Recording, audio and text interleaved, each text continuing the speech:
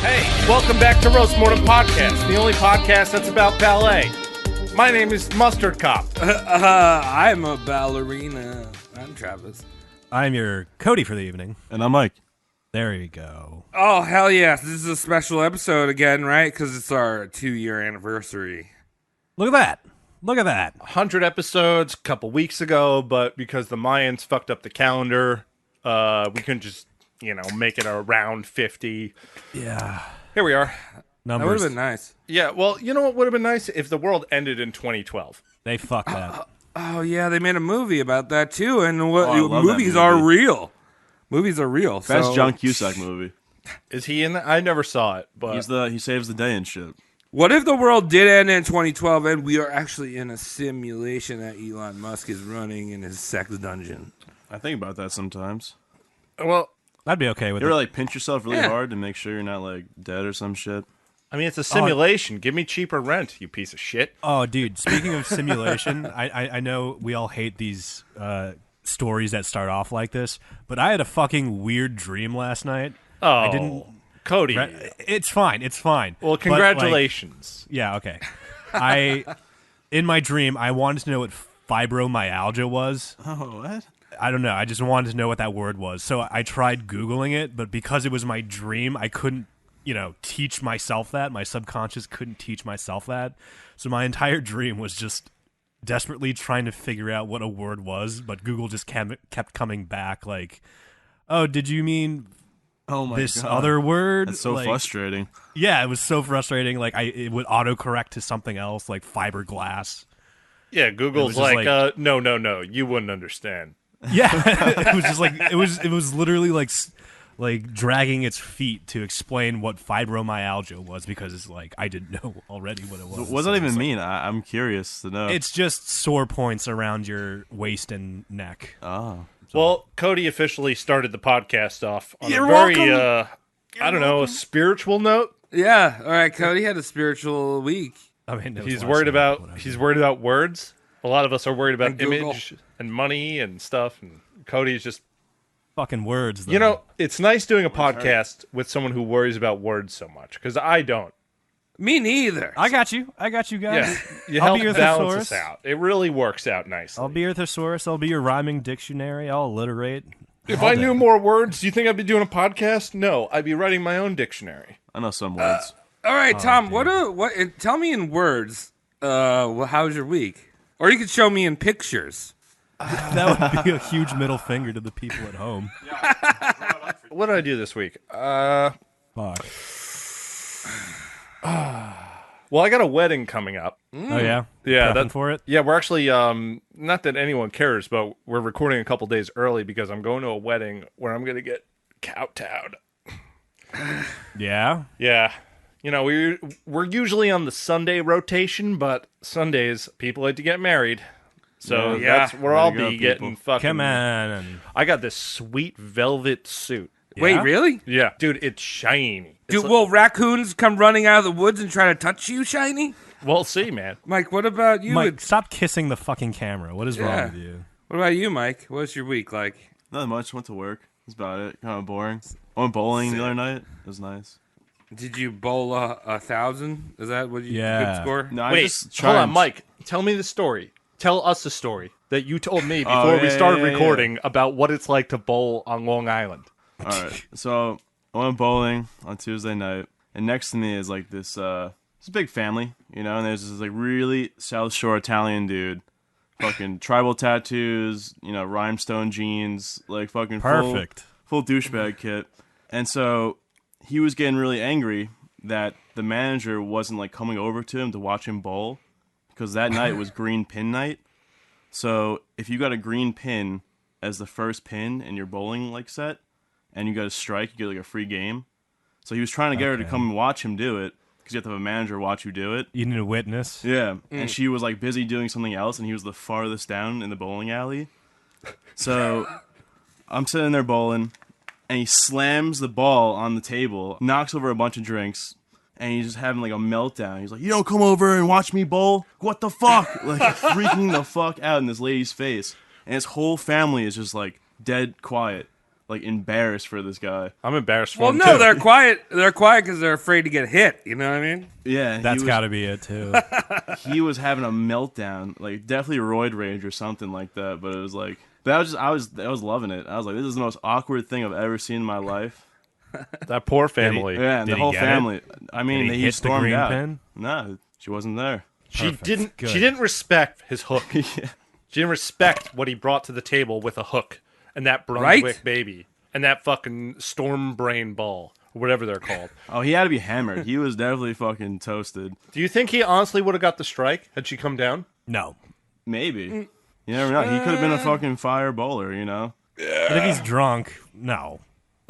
Listen, I get drunk and go bowling. I mean, my high was 245, I think. So That's impressive. All right, Tom. That's Look that's at up you. there. You have little clown shoes on, and you have a tiny hat on, and you're bowling with pitchers. do you really think I'm a clown with my own shoes? Do you think I bought clown shoes? Yes, You're right. sir. Yes, sir. I think you're a clown, sir. Yes, I am a clown because I own 2 bowling balls in my own shoes. I'm totally a clown. Yeah.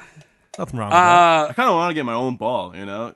It's like fucking, you eating food, other people use your ball and stuff like that. Your ball gets kind of greasy and stuff like that. You don't know where those balls have been. Just bring your own polish. Yeah, but you never know where that ball... Yeah, true. Yeah, you just gotta polish your own balls. I have when to you get a go ball. out, That's man. what it is. Fucking get my... All right, Travis, So- how was your shitty week? My week. Yeah. I did an interview this week at a place, and so I'm talking to the manager, and we're having a conversation, and just schmoozing, and boozing and cruising. You know what I mean? And this guy, all right, so he's like somehow works in the conversation. He's like, I have a podcast. I'm like, oh, do you? That's cool. And I was like, yeah, me too. And so at the end of the interview, you got any questions? And I was like, what's the name of your podcast?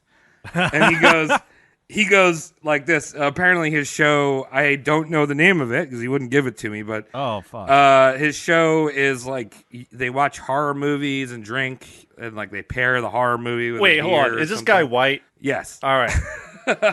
So he's I like thought Tom was on to something about his identity, but you just wanted to like throw No. some racism into that. No, it's not racism. I mean, we're white guys. yeah. Oh yeah, it's still racism. But, you So- know, a lot of white guys don't have a cool podcast like us. That's different. Yeah. Right, so he goes like this. He's like, well, there's 3 people on the show. Like, one woman is like a beer distributor in like the Pacific Northwest, so like works for some beer companies. So she's like the beer person. The other person is like the movie researcher, and like I'm kind of the frat guy. So I don't really talk about my show at work because And I was like, me too. I was also the second I asked what your show name was, I immediately regretted it because I thought you were going to ask what my show name was. Well, You were embarrassed from us, Travis? Good. Dude! That's how I want it. In a professional setting, I cannot talk about dipping my balls into mayonnaise. That's you I know what I feel mean? comfortable to do that here. Yeah, I'm more than comfortable. Send me a I'll jar. say. I had to do it with Hellman's, so I mean, I can't. I used to dip my balls in mayonnaise a lot, but now we have best foods on the West Coast. I can't do it anymore. It's the same thing, dude. get over it, man. It's the same fucking thing. Suck your best. Cody, we kind of talked about your week, but it was Yeah. just 7 hours of it. Yeah, and I also had a bunch of shrimp tempura. That's Oh, I cool. love shrimp That's good. tempura. Yeah, It's it's good stuff. You mean from the sea? From the ocean, flopped out, all breaded and fried already, and wrapped in rice. Nice. Delicious. Oh, well, good thing I'm not hungry. Oh yeah. So Tom, tell us what we're doing tonight. All right. What's going on? So you've tuned into a very special episode. As Travis mentioned before, this is the 2-year anniversary, technically. Woo! Yay! So we decided to do a masterclass series, right? That's what we're Yeah. calling these masterclasses. With so this is basically 3 minisodes, kind of like those the Simpsons Treehouse of Horrors. Those are nice. As opposed to one narrative, we're doing 3, and we're each doing a read, and you can vote on who reads the best tonight if you want Yeah. to. I'm gonna lose. We're not making a poll. Someone else should make it. Yeah, whatever. Takes 2 seconds. Maybe we'll have Mike Judge at the end. Yeah. Not Mike Judge from Wait, Mike King Judge of is the gonna Hill, be but- here, dude. King of the Hill's gonna be on the show. Fuck yeah, 2 years. So We did it, boys. tonight's theme for the masterclass series is child actors. Yeah. Now I know what you're thinking, Tom. where'd you get that mustard color shirt? I can't Very see through mustardy. the podcast. It is very mustardy. I'm But looking at it with my mustard eyes, and it is a mustard It colored just screams mustard. 1976. Dude, that's why I'm the mustard cop. That's good color. I It like goes the with my color. mustache so well. It does match. Uh-huh. Yeah, if I had to describe that in terms of mustard, I'd say it's a mauve mustard. That's awful. mauve reddish? Don't say that ever again. I hate that. Travis, you're done. That's like sandstone Colorblind mustard. fuck. Sand mustard? Sandstone. Sandstone mustard. Okay, who cares? I'm gonna say yellow. So to start off the masterclass series, I'll start reading first. Do it.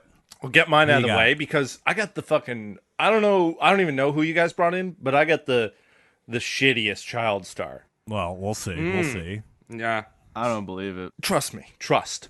You guys like the Little Rascals? Oh yeah. fuck I it. love the Little Rascals. My grandpa was almost a little rascal. Your great grandpa. That little. No, No, grandpa. his grandpa. Oh really? Oh, Yeah, dog. That's right. That's right. So I'm doing Alfalfa. No way. Oh shit! Alfalfa on the chopping block. That fucking middle parted dick flopping out of his That one head, piece always motherfucker. Yeah. I don't know who decided to do that to his head, but it worked.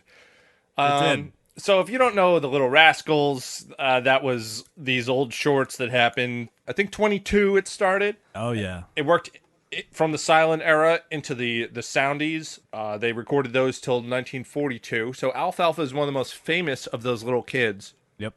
One of the big stars. And the fucking every Little Rascal episode you watch and Alfalfa's in it, you're like, fuck this shit. Just skip over those parts. Those are the There's least. episodes without him. I thought he was the only one on that show. It continued on after It's them. just Alfalfa No. in a fucking It's room. just a one-man No, I show. thought it was like there was more after like Alfalfa like grew up or some shit. Alfalfa was like technically the third wave of Rascals. Oh, there's even earlier. There's like ones? 4 waves. Yeah, there was the Silent Boys, I thought he was part of. and then there was the second wave with like shit. What was his Porky? name? No, Porky was in the third wave. Second wave was Jackie Cooper. Oh, right. Some various other kids, and Stymie as a little kid. Stymie. Stymie went through second through fourth wave of Little Rascals. So there's a lot to get into. Maybe we'll do a whole Little Rascals bonus episode because there's a lot of tragic stories. Not a lot of shit to talk. A lot of drugs, though. Yeah. And a You lot know of what's kind of sad interesting deaths. about alfalfa, though, before you get into it? The whole term, like, I have an alfalfa for, like, a flyaway hair, people use and, like, don't. Some people, I feel like some people don't even know what that means. Like, I saw some. I was, like, looking for pictures for alfalfa, and, like, it was, like, somebody, like, PewDiePie's got an alfalfa. I've never heard anyone use that phrase. Really? Really? I've heard it. I've been called that before. Yeah, I always I- have hair sticking up in retarded places. It's a cowlick. Yeah. Yeah. I've heard about it. It's when you got a penis on your head, like Flop Dild. Yeah. All right. So Flop dick. Alfalfa's real name is Carl Switzer. I'm gonna just okay. refer to him as Alfalfa because that's, I guess, funnier. That was the point of the name. He was a premier Our Gang member, better known as the Little Rascals, with his signature dickhead haircut and his terrible crooning act. Alfalfa became one of Hollywood's biggest stars. At one point, he was bigger than Clark Gable. Wow. Fuck. Okay. But most importantly, Alfalfa, yes, we're talking about children for this episode. I don't feel bad talking shit about this kid. He fucking We're gonna do it all sucked. episode, man. He was awful. Alfalfa was born in Paris, Illinois, August 7th, 1927, to Gladys C. Shanks and George Frederick Switzer. All right. He was their youngest child. He and his brother Harold, or later referred to as Slim or Deadpan, got along fantastically. Wait, who was Slim and who was Deadpan? Slim and Deadpan are the same person. That's his older Oh. brother Harold, He's got rapper names. who he got along with. There was 4 kids in the family, 1 son, and then a daughter, and then 2 more sons. The first son died in 1922. There was a daughter. We don't know her name because that's just kind of how the world works. Okay. The Switzers were typical middle Americans, poor farming family. So Alfalfa and Slim would hit the downtown square almost daily with instruments and sing like pigs for extra cash to help out around the house. I don't want to wait for lives and alfalfa. Is that what he's doing? That's a very old song. Yeah, I mean that's a 19 that's a 1920s. 1930s. You know, it's got swing to yeah. it. I don't want to wait. Classic. Yeah. So eventually, this two duo, Slim and Alfalfa, they become kind of known in Paris, Illinois, which has less than 6,000 people in it at this point. But they're out there in front of City Hall every day, like, "Hey, you going to court? Give me $1, please." Whatever it is. That's the worst place to do that. Mama Gladys and Papa George were like, "Hey, we got some real cool kids." They brought their 6- and 8-year-old boys to Hollywood to make it. Dude, Oh, what a good move. Good parenting. best place to move your children. Yeah. Yes, That's what absolutely. they're used for, you know. Wait, but isn't Hollywood at the time like Dirtland? Like, is it big It's like yet? brand new, right? Hollywood got big quick. like D.W. my Griffith penis. Griffith moved in. He got big with the silent films in like 1910 with Birth of a Nation. Yeah. And he had started building out the whole Sunset Strip, and there was a lot of industry happening there. For Yeah, about- just flopping his racist dick out all over the place, and palm trees are growing. Yeah, isn't that a really racist movie? yeah. I mean, if you're afraid of ghosts, Are you, Mike? yeah. No, I mean Hollywood's built that on had that. been an industry place for about 20 years at this point.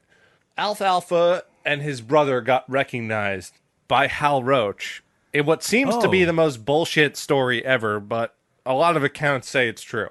So they went on a public tour of Hal Roach's studio where Our Gang is filmed. After the tour, they tried to like sneak in and see if they could talk to someone, but no could do. So what they did is they stopped into the employee Our Gang Cafe, which was open to the public during lunch hours. And that's where all the production crew would go get their tuna sandwiches or whatever Yeah, people nice. ate back then.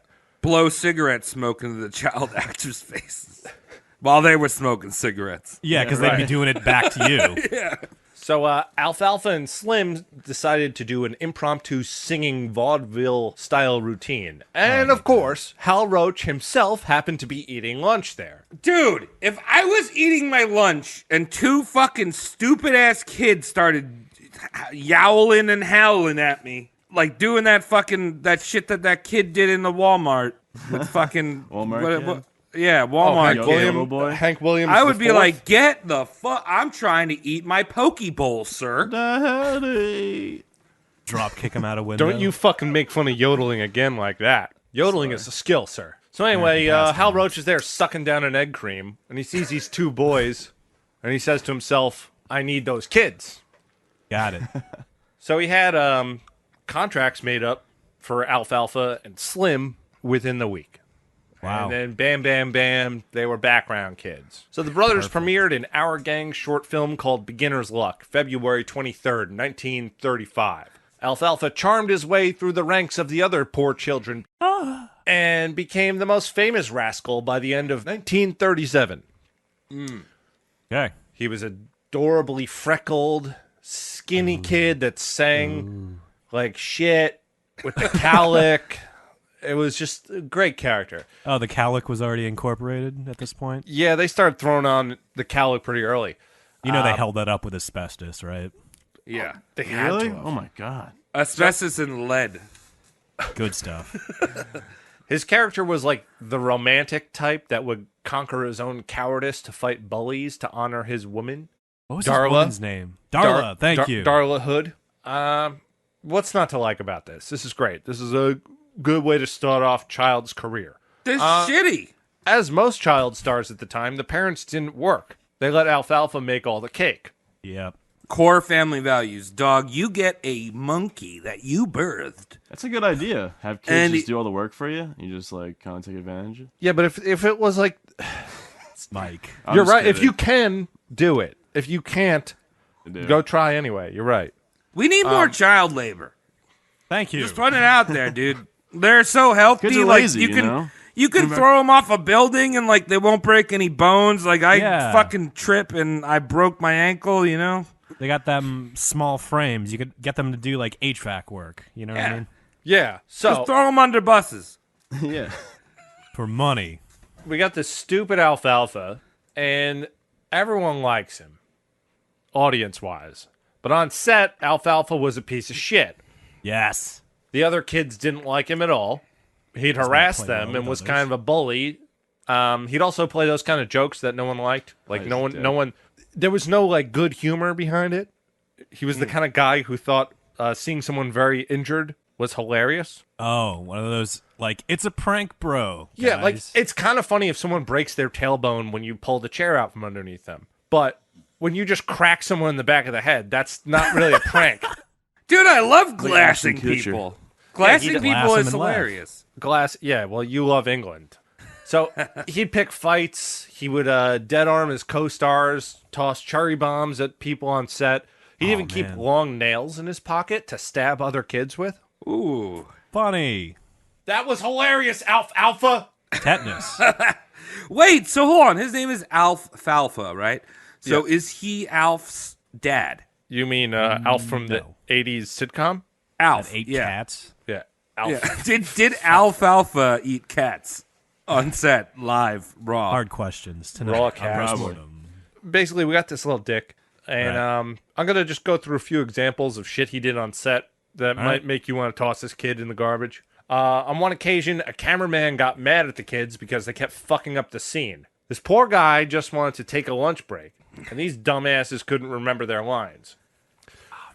When it was lunchtime, Alfalfa stayed behind and chewed up an Ace Ventura amount of bubblegum and stuck it into the camera gears. Oh, dude, no. You What a- respect the equipment. What a Yep. penis. Yeah, so the only guy who worked the rest of the day was the cameraman or something. I'm paraphrasing what some old guy said in this interview I watched. Yeah, he's fixing the fucking bubblegum camera that that stupid sucks. Alf made. Yeah. He shut down production another day when he pissed on the stage lights before anyone else Yes. showed up. Wait, It's badass. Mike, Mike. put your penis away now. So when the grips came in and turned on the lights, the smell of hot boy urine drove everyone off set for the day. That's funny. Imagine what Mike's Red Bull ridden piss smells like. So Alfalfa played another hilarious prank where he put a bunch of fishing hooks in his co-star's Spanky's back pocket, Dude, don't do that. Oh, which later required some stitches to fix the shredding near Spanky's groin.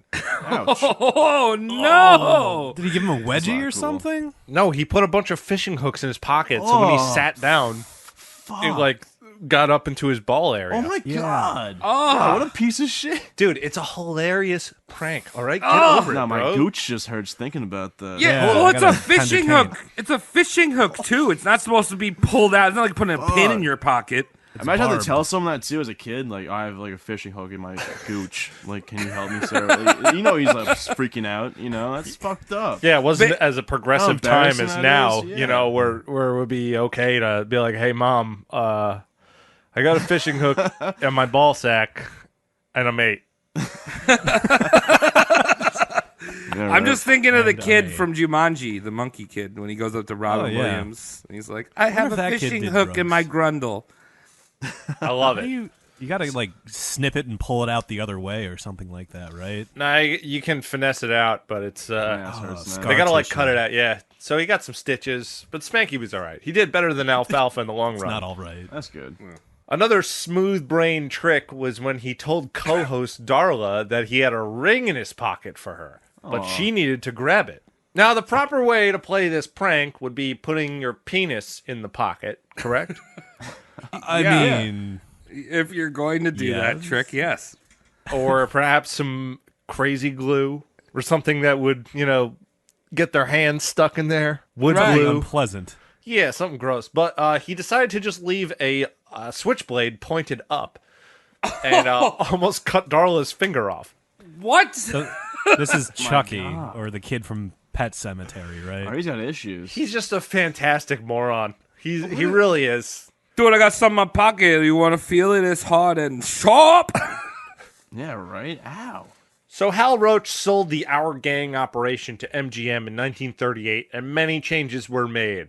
And Alfalfa didn't like that, so he left the company about a year and a half later to pursue his own acting career. Oh, they're big shot.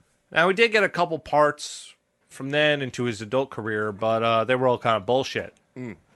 MGM even hired him and a few of the other rascals to do a series called The Gas House Kids, which was all them grown up. I guess they all needed money. Oh, really? I like to see that. Wait, Yeah. Like the- Rugrats wait, all grown up. Yeah, This the is in gas- 19. This is Wait, does the- 1947. Gas House Kids. does the gas house kids take place in Nazi Germany. Yeah, Auschwitz. Is it like a Breakfast Club kind of movie? No, it's like I think they did 4 or 5 shorts or something, but it just bombed. Like no one was into it. The only other film that he was involved with that you people might know was It's a Wonderful Life. Oh, really? Really? But- Okay. Yeah, where he was Mary Hatch's date at a high school, and it was an uncredited role. Oh, wow! I gotta watch that. I watch it every fucking stupid Christmas. So Look for Love Alfalfa. that movie. something else to take note of is that CBS bought the Little Rascal stuff and started airing it in the 50s. So there was this reprisal of the popularity, and here's Carl, who left the company, is in the shit, and everyone's just like, hey, it's Alfalfa. And he's like, shut up, I'm almost homeless. Well, right, like my dad grew up on my dad and mom grew up with the Little Rascals, and they were born in the 50s and 60s. You know. Yeah, Little Rascals, when CBS bought it, it was a syndicated deal, and it got much bigger than it initially had been. Really? Huh. That's pretty interesting. Well, because of the advent of the television and Yeah, stuff. everyone has it now. Yeah, exactly. So everyone's watching it. They're running it, at all the kid times, 4 o'clock in the afternoon, 3 o'clock in the afternoon when they get home from school, whatever it is. And I saw a picture of him when he grew up. He looks a lot like he didn't change much. He still looks like Alfalfa. Yeah, he's know? one of those people Might have been who, slipped some Gary Coleman juice. yeah, there's some of those child actors that just look like shit Yeah. when they grow up. Aaron Carter. Well, He was an actor, really. no, he was just a bitch. Entertainer. Well, He's got Frankie face tattoos Muniz. now. Frankie Muniz still looks like Frankie Muniz. And Yeah, he makes does, doesn't excellent he? Yeah. tweets. His head is very boxy. I hope he's doing good. I think he's a tall dwarf. Is that politically correct? Yeah. Yeah. That's all right. That's Find fine. out Sure. in 3 episodes from now. Yeah, if we're still here. Yeah. So he then began breeding and training hunting dogs for celebrities around 1950. I guess he liked dogs and he just wanted to use that skill. Okay, get ready for this one. This is fun. His wife, Diantha Okay. Collingwood. She was the Ooh. heiress of the grain elevator family. So the people who made all those the shit that brings grains into silos. Yeah. Yeah. Someone in her family made that, and they were a wealthy farming family. Wow, they're so smart that they named their daughter Diantha. Diantha. Yeah. I hope all Dianthas are extinct. That's a horrible Oh, yeah. name. And Yeah. Let's say if that. if you're listening to this and your name is Dianth, go find your local DMV and get rid of the TH and just be Yeah. Diana. Yeah, Diane. THectomy. You're probably a nice person, but come on. Anyway, so the two met in LA and then got married in Vegas in 1955. By 1956, Alfalfa was getting a little extra work, doing some extras, Hollywood style, but not enough to pay the bills. So Diantha's parents gave the couple a farm in Wichita. Alfalfa was supposed to run the farm. Wants to do that. Where's But- Wichita again? Kansas? Yes. Oh, okay. Isn't there a song about that Alfalfa wrote? Music. I don't know. I don't know. I just know the Figaro thing that he did What? in the Barber of Seville. Have you guys ever seen that No, one? I've never The little seen that. Alfalfa singing Barber of Seville. That's terrible. It was hurt very my ears. unfunny. Even as a kid, I was like, this guy fucking sucks. Yeah. I feel like whenever he showed up on Little Rascals, it just turned into Life with Loopy. Oh, yeah. You can't take that as a compliment. No. So Alfalfa, as you probably guessed, wasn't much of a farmer. I mean, he grew up in a farm town, but that was only till he was 6. He divorced Diantha and headed back to Hollywood. He bummed around for a while, got a couple more minor roles that kept him afloat, and then ultimately started his dog training business again. January 1958, while on the way back to his car from a bar in Studio City, someone shot him. Really? Holy Yeah. fuck. The bullet hit his arm, and we have no idea who it was. I wouldn't be Wow. surprised if it was another rascal, perhaps Scotty. He liked heroin, What the fuck? Oh, shit. but that didn't kill him. Tired of months getting later- shot at. Tired of being Alfalfa and getting chased by Little Rascals. Alfalfa needs a place where he can kick it. A place where he belongs. You done? Yeah. In December of 1956, he was pinched for cutting down trees in Sequoia National Forest. Then he Oh. He was given a year's probation and had to pay a fine of $250, which is $2,000 in today's money. Ooh, dog. Yeah, he cut down like 15 pine trees. And I think there were people there. I read a couple things online, but I couldn't get anything solid. But a family stumbled upon him and were just like, you're Alfalfa. Well, what is he doing cutting down trees just like in the middle of the woods like, I'm fucking Alfalfa. Oh my God, I'm fucking cutting down this tree, dog. Does he still have the same haircut this whole life? Yeah, imagine an adult, a 31-year-old Alfalfa with that haircut. That's why I picture him just chopping down cheese. Cheese. Chopping down trees and shit. So this is the 50s, and a family pulls over, and they're like, you're Alfalfa. No. All right, ask me how he died. How this dude how'd he die, Alfalfa? Okay. Yeah, that. Alfalfa was now working at a bar, training dogs on the side for work. He trained a dog for a client named Moses Samuel Stilts. Okay. Alfalfa had You can't make Stilts' these names up. No. He Alfalfa had Stilts' dog out on a hunt when the dog ran off after a bear. The dog was now lost, so Alfalfa posted signs for a reward for $35 for safe return of the dog. Someone had brought the dog into the bar a few days later, and Alfalfa gave the man $35, and then bought him $15 worth of drinks for his troubles. Okay. Alfalfa was really broke at the time. This is $50 collectively, which is about $400 today. Mm-hmm. So he wakes up hungover the next morning and realized that he couldn't afford to pay that monies. That he already He gave thought away? he already gave it away. So he decided it was going to be Stilts' responsibility to pay these monies. Couple varying accounts of this incident, but in short, Alfalfa went to Stilts' house, pissed off and drunk, threatening Stilts if he didn't pay up that he was going to fuck him up. The two got into a skirmish, and Alfalfa was shot in the dick with a revolver. Shot in the dick? Dude, Yep. That must happened to have Al hurt. Capone, too.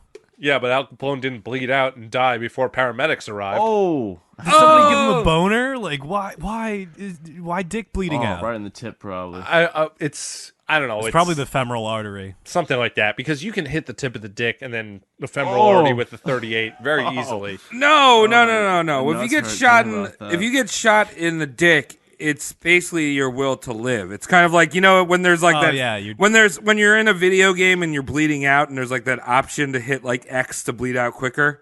That's just what respawn. it is. Yeah, you respawn the next day. Yeah, The fuck you no, because if any one of you shoots me in the dick or anyone else ever, Yeah. I don't even want to respawn. yeah, no, you don't want to respawn. I just want to be killed immediately. Like, That's what I mean. That's a Dick, respawn. Mike, can you curb me real quick? I got you. Thanks. That's what I mean. You're like, dude. Oh, just we're on the done. same page. I thought. Yeah. All right. I misunderstood your point, which was exactly my point. Yeah, you're bleeding out quicker. You got to have the vengeance to go to D-tip whoever D-tipped you, and then you can go out. No, I don't want to do that. I Gotta, would, it's tip for tip. Dude, It's no, Hammurabi's yeah. code, man. Hammurabi's chode. If a gun is in hand and I'm not paralyzed by dicklessness, It's just the head. that's a lot. Dude, that's the most Would important you be part. really Is where mad you if feel someone actually did everything. that to you? What's Like, that? like, imagine someone actually shot you in the dick, and you're in a hospital, and you're like, "Fuck!" Like, you would shoot someone for that? Oh yeah, I'd shoot him in the head, and I'd take their dick. And put it on you. I would take their dick and I would stretch it over mine. Wow. Dickhead transplant. Yes, there would be stretching involved. Understood. So Alfalfa died on the same day as Hollywood legend Cecil B. DeMille, which we're going to do an episode on in the future. So when he died, his passing was overlooked entirely by the movie industry. So he was Wow. forgotten very quickly. Carl Holy Switzer fuck. was buried at Hollywood Forever Cemetery in Hollywood, California. On his headstone is one of his dogs. Aw. People are constantly going to the headstone and vandalizing it, drawing the little ring around it to make it look like Petey. Nice. Did he have any That is children or Yeah, he had one kid with Diantha, Diantha? but he left him to go Nice. train dogs. All right, so that's Alfalfa. Beautiful. Hell yeah. Rest in peace, Alfalfa. He's kind of a shithead. I mean, fucking Dude, he's definitely a definitely shithead. a shithead. Welcome to this podcast, Mike. He was definitely birthed from the anal region. That's pretty. Like, he's got that crazy shit when you're doing that as a kid. That's like a serial killer would do that. Yeah. When people do that, they grow up to be serial killers and shit. Pretty much. Yeah, and like Travis said before, he looked pretty much the same. He was just like a bigger boned version of himself. Bigger I want to see it. bones. I'm gonna look it up.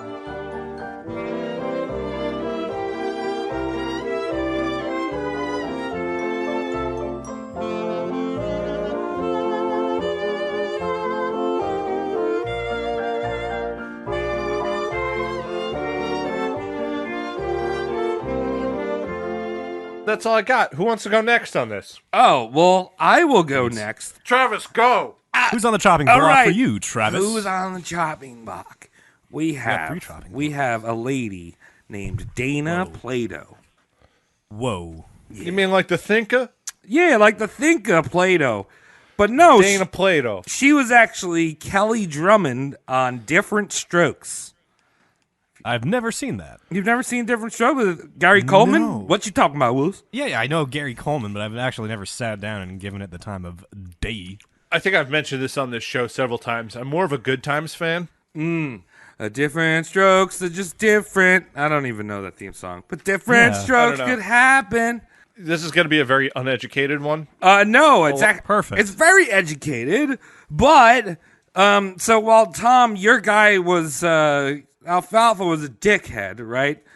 Yeah. Dana, I'm just saying, break out those tissues and make sure that you don't get the crusty ones, right? Because those have been Yeah. used. Travis, do you not just throw your cum rags out? Rinse, reuse, recycle.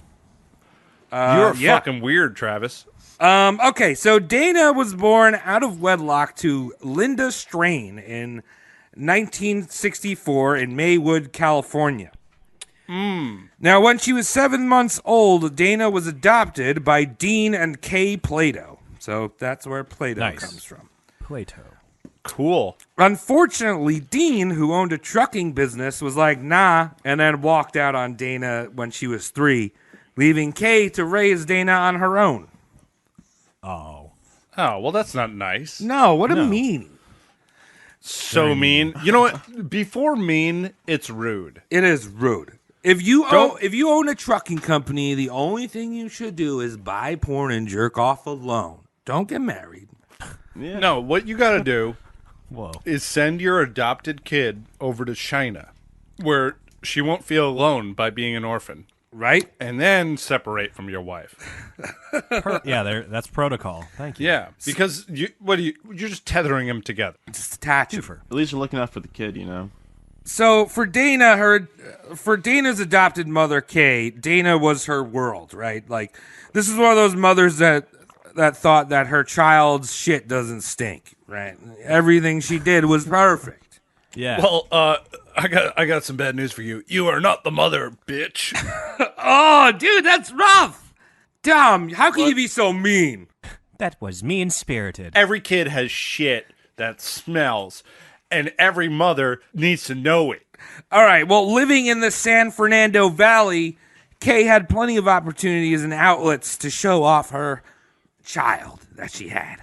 So by the age of 7, Dana, like many child stars, began working in commercials. She was cast in about 100 ads growing up, Holy fuck. which is a lot. That's working your kid a lot. Yeah. And after that, she landed her first role at the age of 11 in the horror film Return to Boggy Creek, which I've never seen, but I assume a sequel? I assume it has to do with someone's asshole. It's definitely got something to do with simple people. Yeah. Other early roles were The Exorcist 2 and California Suite. That's a cool one. Yeah, no, she wasn't like the girl that got possessed. She was just some fucking, I don't know, kid on playground. Still cool.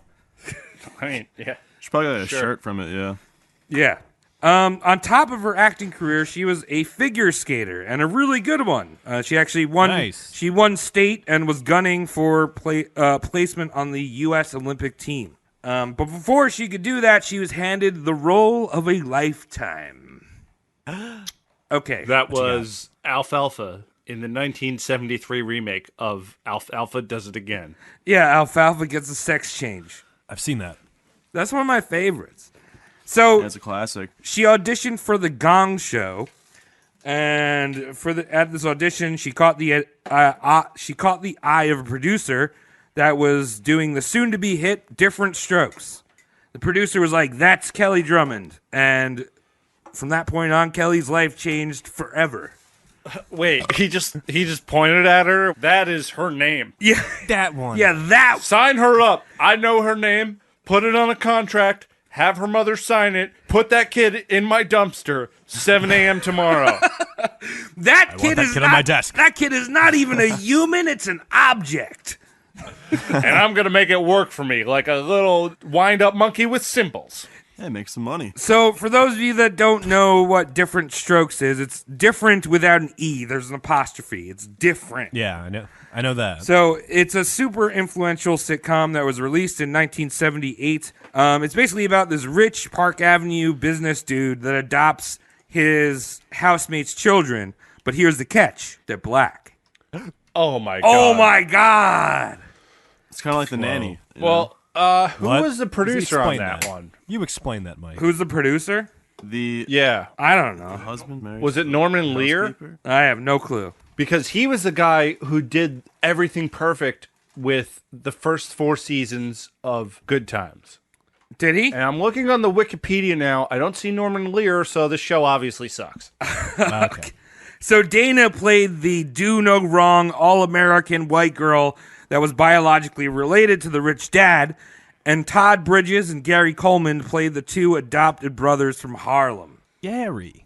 And Gary Coleman is actually pretty hilarious on the show. I watched a few episodes. I mean, honestly, though, like sitcom writers, I feel like are the laziest fucking writers in the history of fiction. It's their job. Right? Like, I don't know. Just because it's the same episode, rewind to Little Rascals when MGM bought them shits and they had Buckwheat standing next to Darla in a shot. Buckwheat. MGM brought it into the viewing room and they had them reshoot it because they didn't want Buckwheat standing next to Darla. Okay, so here's progression, right? This here's like Yes. Oh I'm my! helping you paint a narrative. Different strokes. It's about equality. It's like, hey, let's all get together. It's about the Fed. It's not about different races. Yeah. That's who's fucking us. So I mean, like influential. Like this was a really influential show. It's like, you know, we're coming out of the '70s, right? Like there's still some race tensions, and this is just some definitely. like fucking rich white dudes. Like, I don't know, these are my token black kids that I bought. Progressive. Yeah. Early virtue signaling. We see much of it today.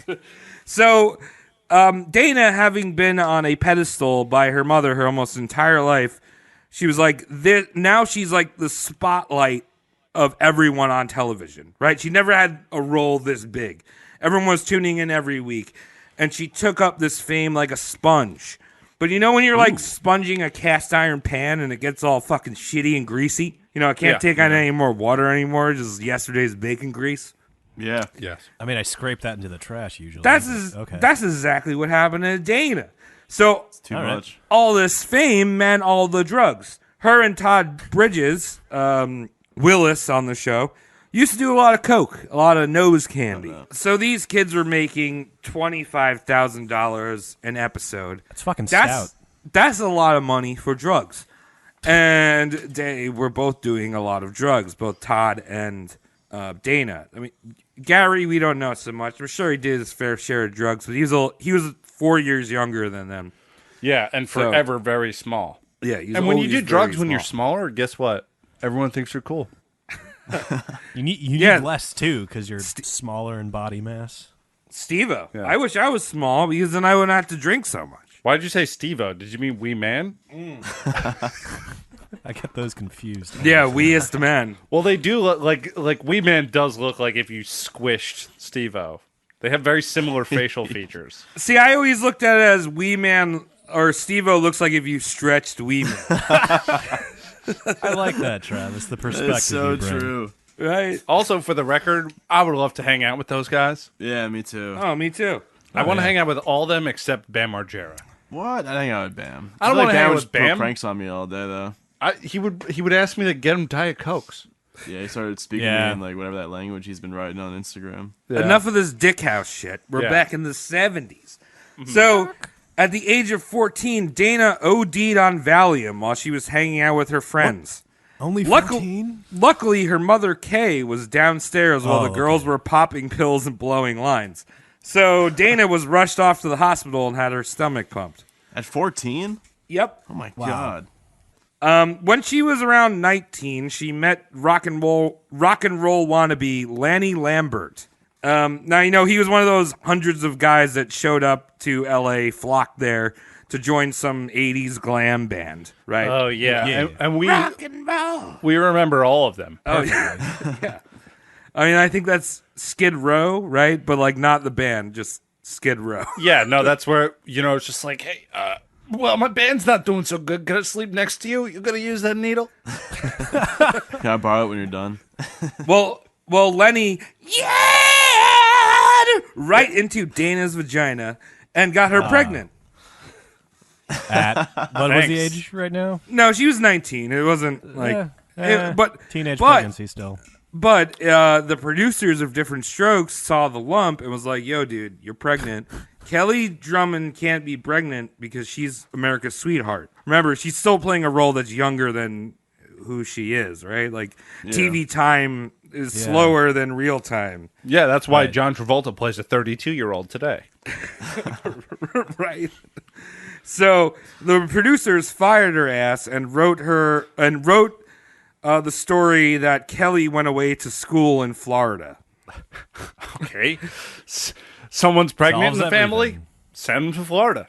Straight to I mean, Tallahassee. this is like the early 80s, like Reagan's coming out. Like, we can't have a pregnant pregnant daughter on the show. Send her to Florida. Dude, the like, politics aside, the TV Hollywood industry has always been really stuck up about that stuff until true. Until like the late 80s. It was bad. I mean, remember that Frank Sinatra episode? He got in trouble like with the what was it called? The Hayes laws. Right. Yeah. Because they were like, "Oh, it's all about family values. You know, if you have family and you're a dad, you got to put a cock piece on and sleep face down on a different mattress than your wife." He is a bucket of water. You sleep with your head in the bucket of water. That's right. See how that works. So Lanny and Dana had a shotgun wedding in 1984, and the drug bender continued. How was the baby look? Nice. Baby was a little lumpy, but we'll get into him a little later. Okay. Wow. So Dana found it hard to get work after Diff'rent Strokes, being that she was a crackhead at this point. Oh, no. Yeah, it's tricky. Yeah, People don't like seeing crackhead on your resume. There were just an occasional B movie, and she'd also do guest appearances on Diff'rent Strokes. She was actually in a movie with Ron Jeremy. I think it was called Miami Beach Babes. I forgot to write it down, but like, it wasn't porn. It was like some. Well, I feel like we could do a movie night or something on it. It looked fucking terrible. Okay. If you walk down the street and Ron Jeremy comes walking from the other way, you did porn. Well, okay, so she did do porn. So this is the first. This is the first roast I can say, hands down. I've seen my roaster taking two dicks. If you look up Dana Plato porn. Oh, really? If you look up Dana Plato porn, there is a weird, like, muffy fucking 80s Is it porn. produced or is it a home video? So at this point in the 80s, it's pictures. It was in one of those smut mags. Okay. Right? Okay. Tom, So- you're looking it up? Yeah, I have to. Yeah, we can see like web page, like the glow of web pages lighting up. you see like, that? your background? Oh, yeah. Yeah, right. there she is. Paint picture. Oh, there's a few different dicks. Yes, two dicks. Wow. Two dicks, one lady. There's two dicks near her mouth. There's two dicks near her vagina and mouth. That's a lot of. No she's two over dicks dicked at that in the point. vagina, though. There's kind of there's a unspoken rule about this whole industry. As long as you've only had one dick in your asshole at a time, you still haven't Yeah. lost your virginity. So she's a virgin. Yeah, weird she's how a it virgin. works like I mean, that. you can Yeah. have sex with a bunch A of mother dicks. As long as virgin. there isn't two cocks in the ass at once, You're good. you still got your virginity. Okay, Still got that card. so Kay, Dana's mom, her foster mom or adopted mom, Yep. was diagnosed with a terminal illness, Yikes! and Why'd you laugh? Why I left? Yeah, so Dana was not taking it very well. You know, she had pretty much, this is a sad part, she had pretty much been abandoned by everyone in her life, you know, right? Like, Even Lenny? well, we'll get to him. So during Kay's stay in the hospital before she died, Dana visited her all yacked up and told her, hurry up and die already. Oh, That's nice. Don't go to hospice all yacked up. It's the 80s, Mom. It's all about fast cars and fast death. Get it on. So in 1988, Dana got her wish and Kay died. And a few days later, Dana split up with Lanny, and Lanny won full custody of her kid. Ooh, Should she abandon her kid? rockstar custody. Yikes. Yeah. Jeez. Tremendous. So despite all the money that she earned from different strokes, Dana was broke. She claimed that an accountant had robbed her of $11 million, but let's be honest, we all know where that went. I've done the math before. There's no way you can spend $11 million on any controlled substance. Yeah, but there's also other things you can spend your money on, dog. You can spend your money on a whole pudding full of jacuzzis. And this is also a timeshare. Post-pornography? Yeah, but this was like a little smut mag. She wasn't making the big bank like these girls do nowadays. Very Like surprised. Mia Khalifa. Very surprised that didn't pull in serious bank. And also, they couldn't do one of those parody porn movies called Diff'rent Strokes. We know we did it. Tom, you're the history Probably predictor. something like that. We will get there. We will get there, I'm sir. sorry, man. I'm jumping the gun, and I have Yeah. no idea what the hell you're talking about. How does one jump a gun on knowledge the way I do?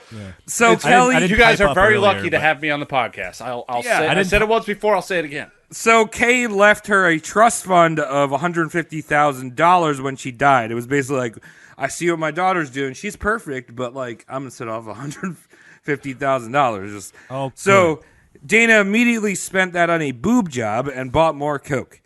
Now with her new knockers, she went on Playboy just to show off them new titties of the world. And this was, I mean, like the porn was kind of like under the table, right? Like not everyone knew about the porn, but a lot of people knew about Playboy. So this was like a real shocking thing because Kelly Drummond was like this sweet girl, and now she is June 1989's Playboy model. Girls next know. door, man. I'll look at this up. I look it up. All right, we're all looking at porn during this episode. This is ridiculous. There's so much porn looking up. The Kelly. I already got my fix. I have a steel trap of a mind, so I've already retained it. I just want to know if the boobs are good. Well, don't look up Kelly Drummond. Look up Dana Plato. Oh yeah, why did I do that? Yeah. Look up Dana Plato triple anal. Have yet to see that one. Yeah, those are nice. Yeah. So within 2 years, Dana was flat broke again. And Cody moved- is fucking dead hard right now. Yeah, he's I so can see fucking his hard. eyes. I can see But his Skype when- eyes. She's pretty hot. When Travis said flat broke, he didn't mean flat boobied broke. No, she's got a lot of wealth in the boobie. Not Yeah. you know. Wealth-chested, flat broke. Yeah. So when you Boob get a- rich, wallet poor. Yeah, when you get a boob job and you were famous, where do you move? You move to Vegas. Oh, yeah, dude. Yeah, wait tables. Yeah. So yeah, no. Instead of waiting tables, Dana worked as a dry cleaner. Oh, nice. What the fuck? Larry Yeah. Flint was alive. He could have Right? helped you out. This was before he got shot. So one day, Dana was really hard up on cash, so she went to a video store with a pellet gun and robbed the cashier. Oh, what? The amount in the till was only $164. When Dana left the store with the money, the employee called 911 and the clerk told dispatch, "I've just been robbed by the girl who played Kelly on Diff'rent Strokes." Oh my goodness, dude! Why is she sticking up a video store? She could have just went Yeah. to any fucking Joe Schmo in town and stuck up a dick. It's called Right? a ski mask, too, you know? She got Exactly. $164. She could have just gone to the Flamingo Hotel and been like, "Hey, $200. You know, get a little blowage. I'll have a good Yeah, time. right? I'm still a virgin." So 15 minutes later, Dana returned to the video store and was arrested, which is Why'd kind of she weird. return? I think that she was doing from hearing like A&E bio that I watched about her. Nice. A lot of people think that she was just doing it about like publicity, which is one of the reasons why she went to a video store. So people be like, "Oh, that's Diff'rent Strokes lady." Perfect. Those people have eyes. They could tell. Yeah. So Wayne Newton, who is one of those Vegas crooners, he's basically a Sinatra wannabe. No, dude, Right. he's something else, man. He's more of a football wannabe if you look at his face. He does look like a football. Yeah, Yeah. he's tanned. Him and Burt Reynolds are in a league of their own. They got Football league of their own. you know? So Wayne Newton posted her bail of $13,000. We don't really know why he did it. Maybe he got a beach out of it. I don't know, but Because he apparently had 3 Wayne- dicks. Yeah, apparently he did. So in the 1990s, Dana continued to act, but in some not so conventional ways. Now, in 1992, she starred in the video game Night Trap. Oh, cool. Have you heard yeah. of Night Trap? Oh, Yeah, shit. it's horrible. Really? Night Trap is horrible. Yeah, so Night Trap was on the Sega CD, and it was one Live of those. action. Oh, that's cool. Yeah, it was one of those weird live action video games, right? It's basically like a choose your own adventure, Yeah. but with home But- invasion. I've seen the Angry Video Game Nerd episode Yep. of that. Wow. So yeah, dude, Kelly was in that. So, There- how would you imagine? Was it Until Dawn in its like most basic, shitty, like stripped down Gotta start somewhere. format for the Sega CD? Right. It's garbage. Well, you can't do the graphics like you could do now, so you just filmed it, but it was also like really Yeah. pixelated and shit. Yeah. Yeah, like GIF quality shit. Wow. You know, good for her because this is changing video games as we know them. Well, it really did because the thing that made this game so notable was that it actually was used on the Senate committee hearings about video game violence. Oh, you mean with Tipper Gore. Chipper Gore. Tipper Gore. Yeah, Okay. so Tipper Night Gore, Trap, my favorite person. yeah, Night Trap along with Mortal Kombat were good like one. one of the big things. Now, there's no blood in Night Trap, but Tipper Gore and her cronies said that it was promoting gratuitous violence and sexual aggression against women. Oh yeah, I mean, it was. Well, but- fucking Tipper Gore is absolutely one of the dumbest people anywhere near politics. She It's true. like what Not was that? elected. That Frank Zappa instrumental album. She Oh, put Jazz from Hell. Yeah, she put Yeah. a parental advisory on it, and it's like it's a No fucking lyrics. instrumental album. The Yeah. fuck could they be saying to you? You Like you one of the dumb songs idiot. is like says something about a G string as the title, but it's like it's not in the music. It's gonna make you want to smoke weed. It's so sad what happens. Also, Night Trap is not future proof because Night Trap today means something very, very different. oh yeah. Oh yeah, what does that mean? I don't follow. You don't follow? Oh, the music. No, the music. pfft. No, Night Trap is like when you go out and you're out Yeah. with the boys and you're like looking for a girl to hook up with, and you find a girl at the bar and you're hanging out and it's nighttime, and then all of a sudden she's got a penis. Oh, trap. You've been trapped, sir. Trapped. You've been trapped. Bamboozled. It's a trap. That's no one's fault. That's no one's fault. I'm not. No. I'm not slighting anyone, but It's just expectations weren't aligned, is all. Yeah, Night Trap. Well, you That's got to check for the Adam's apple. You really do. That's a good one. Look at the hands. Yeah, it's Look at the the hands. hands. Look for the follicles. I always go for the Adam's apple. I mean, if you're into the Adam's apple, go by all means, dude. If you're into it, you're into it. Yeah. I got No problems. my Yeah. kinky brothers. Get out there. Oh yeah. Doesn't matter. Good. As long as But you know honesty. the term trap is for the ignorant. Right. You've been Yes. deceived in Which a is way. why we're using it. So Yeah. so right, she's in Vegas. She's drug addicted. She's super hot. Where does that lead? Besides your maybe some porn shoots, right? That leads to some softcore sexual '90s porn. The shit that you the would try to worst. unscramble on your TV back in the early yeah. 2000s. Yeah. All right. Tinfoil Channel out. 93. Yeah.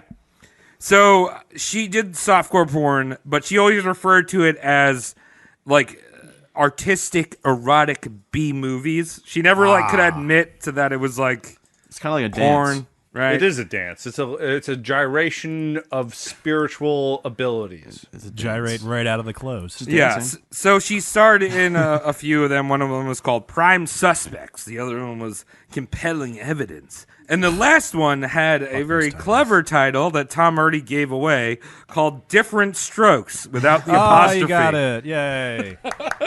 Wow. Like I said, you guys are welcome. I'm going to keep doing the podcast with you guys. I'll stick on it. Okay. So Thank you. the full title was Diff'rent Strokes without the apostrophe. The story of Jack and Jill ... and Jill.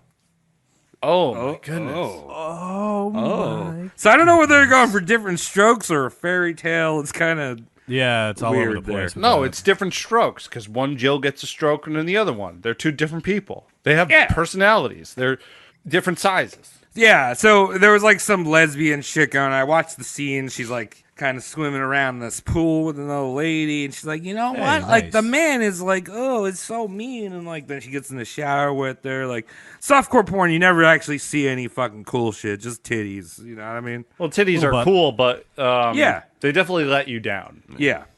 So she was actually interviewed by the lesbian magazine called Girlfriends, where she officially came out, only to redact the statement saying that she was never gay. She's like, no, never gay. gay, but not gay. So then she got engaged to the porn director named Fred Potts, only to break it off.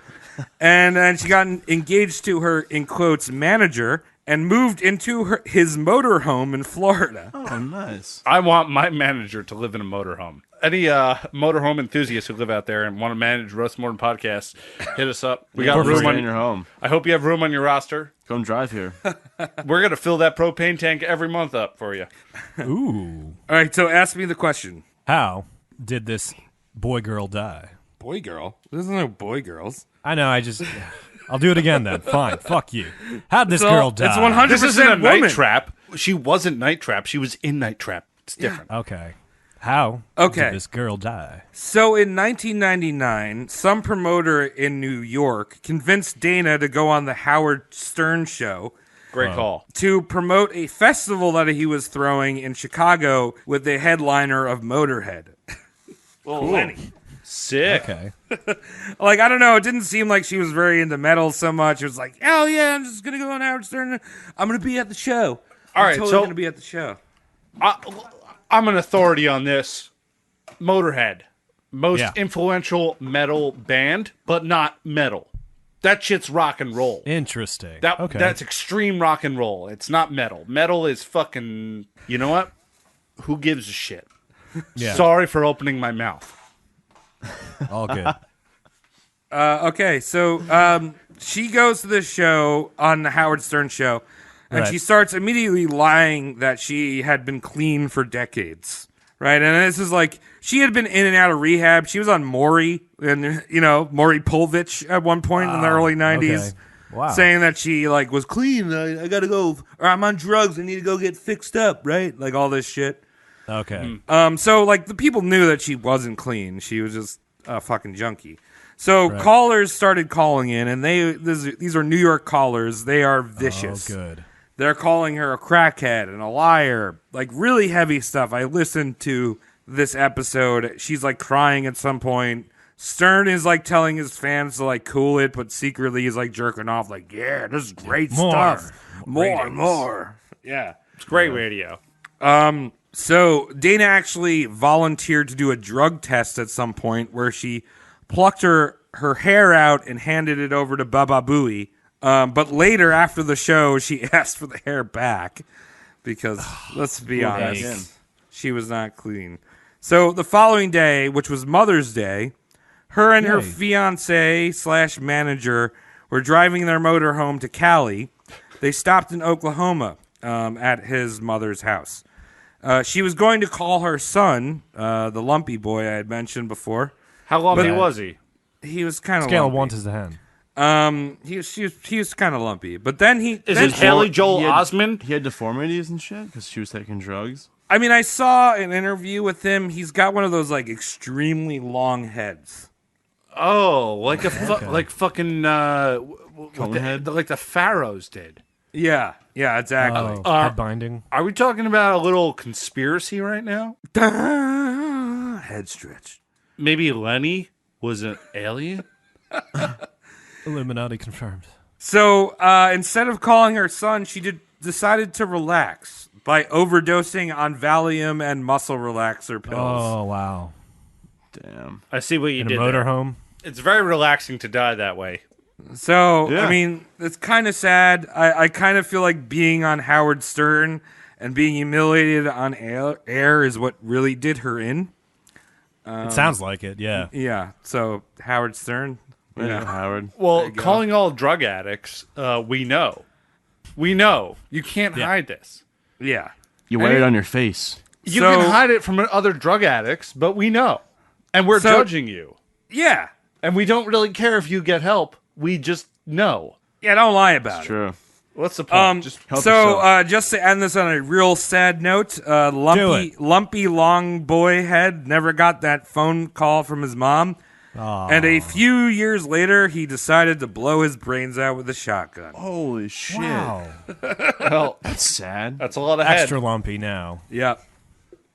And That's why you don't have kids if you're not ready to take care of them. Don't Thanks, have kids, Mike. don't do And don't drugs. do drugs when you're pregnant. And easy on the softcore porn. I think Yeah, Mike come on. is actually Dr. Phil before he lost his hair. How'd you know? Mike, would you like to help people someday? Yes. Do you want to help people? I want to help everybody. Oh, great. Love it. Right. All Well, right. Travis, good that job. was ridiculous. Yes. Thank you. Sad. Ridiculous. I'm a little All the upset. things. I know who I'm watching tonight. I'm upset at the lack of triple anal. Now the world don't move to the beat of just one drum. What might be right for you may not be right for some. A man is born, he's a man of means. Then along come two, they got nothing but the genes. They got different strokes it takes, different strokes it takes, different strokes to move the world. Mike, you haven't been doing shit. Ask me who's on the third and final chopping block of this masterclass episode. Who's on the chopping block, Cody? On the third and final chopping block of this masterclass episode, we have the one, the only, Brad Baron Renfro, a.k.a. Almost Too Pretty for Jail, Brad. You know how Brads be. I have no clue who this guy is. There is actually a reason for that. Movie child actor. You guys both did TV. I went the high road, did a little movie boy. Oh, time Oscar on my end. boys. Yeah. Look at Cody, movie boy, dainty doody doody. Look at You're welcome. I'm Oscar. I've got big tits and I'm made out of gold. Look at me. He does have quite the rack. Yeah, he's for got a some male pecs, specimen. dude. He's got some fucking Yeah. busty He's got pecs. nice tits. Before we all start, I want you to know our subject's full name, Brad Baron Renfro, is an anagram for Boner Barf on Radar. His name's Boner. What? Boner. Boner Barf on Radar. It's an That's a anagram hard for name his to full grow up name. with. It's an anagram, Mike. Your boy Brad was born on July 25th, 1982, Knoxville, Tennessee. And just so you know, Eye of the Tiger, Heat of the Moment were topping on the charts. E.T. was in theaters, and America was going apeshit over Reese's Pieces. Dude, America's still going apeshit over Reese's Pieces. If they're not, well, this isn't America anymore. We've slipped to the goddamn commies. Yeah. Wait, what just happened? We're Dude, China Mike, now. hold on, Mike. He's the youngest man here. Do you like Reese's Pieces, Mike? Yeah. Love him. As a oh, okay, Good. 100% Good American. American. Maybe there's He can stay on the show. Yeah, There's maybe some hope. Maybe there's some hope. Yeah. July 25th, 1982, he was born. He fell out of his mother, already addicted to the heroin. Oh, so it was an One easy of those, slip. one of those babies. That's not fair. No, it's not. It really isn't. No. His parents soon after the birth divorced, and he was raised by his paternal grandmother in one of them fine, fancy trailer parks. Wait, was he shit out in a bathroom? I think he was given birth to in a proper hospital. Because I know heroin addicts, a lot of times, your first breath is being pulled out of the toilet. Have a bathtub baby. Yeah. He was a proper pothead at the age of 9, which is too young. Too young for me. It eases the joints. The baby 9-year-old joints you have. We already talked. rotators. Yeah, we already talked about that. You can throw fucking 9-year-olds off a fucking cliff. And they can get hit by They'll a be bus fine. before they hit the asphalt, and they'll just Indestructible. walk it off. Yeah. As long as they're not poisoned. So just imagine a pothead 9-year-old. Okay. Indestructible. Fucking Superman. Sublime T-shirt. Bulletproof. Full yeah. stoned. Are you describing Freakazoid on the WB11? I am now, yes. Okay. Dexter Douglas.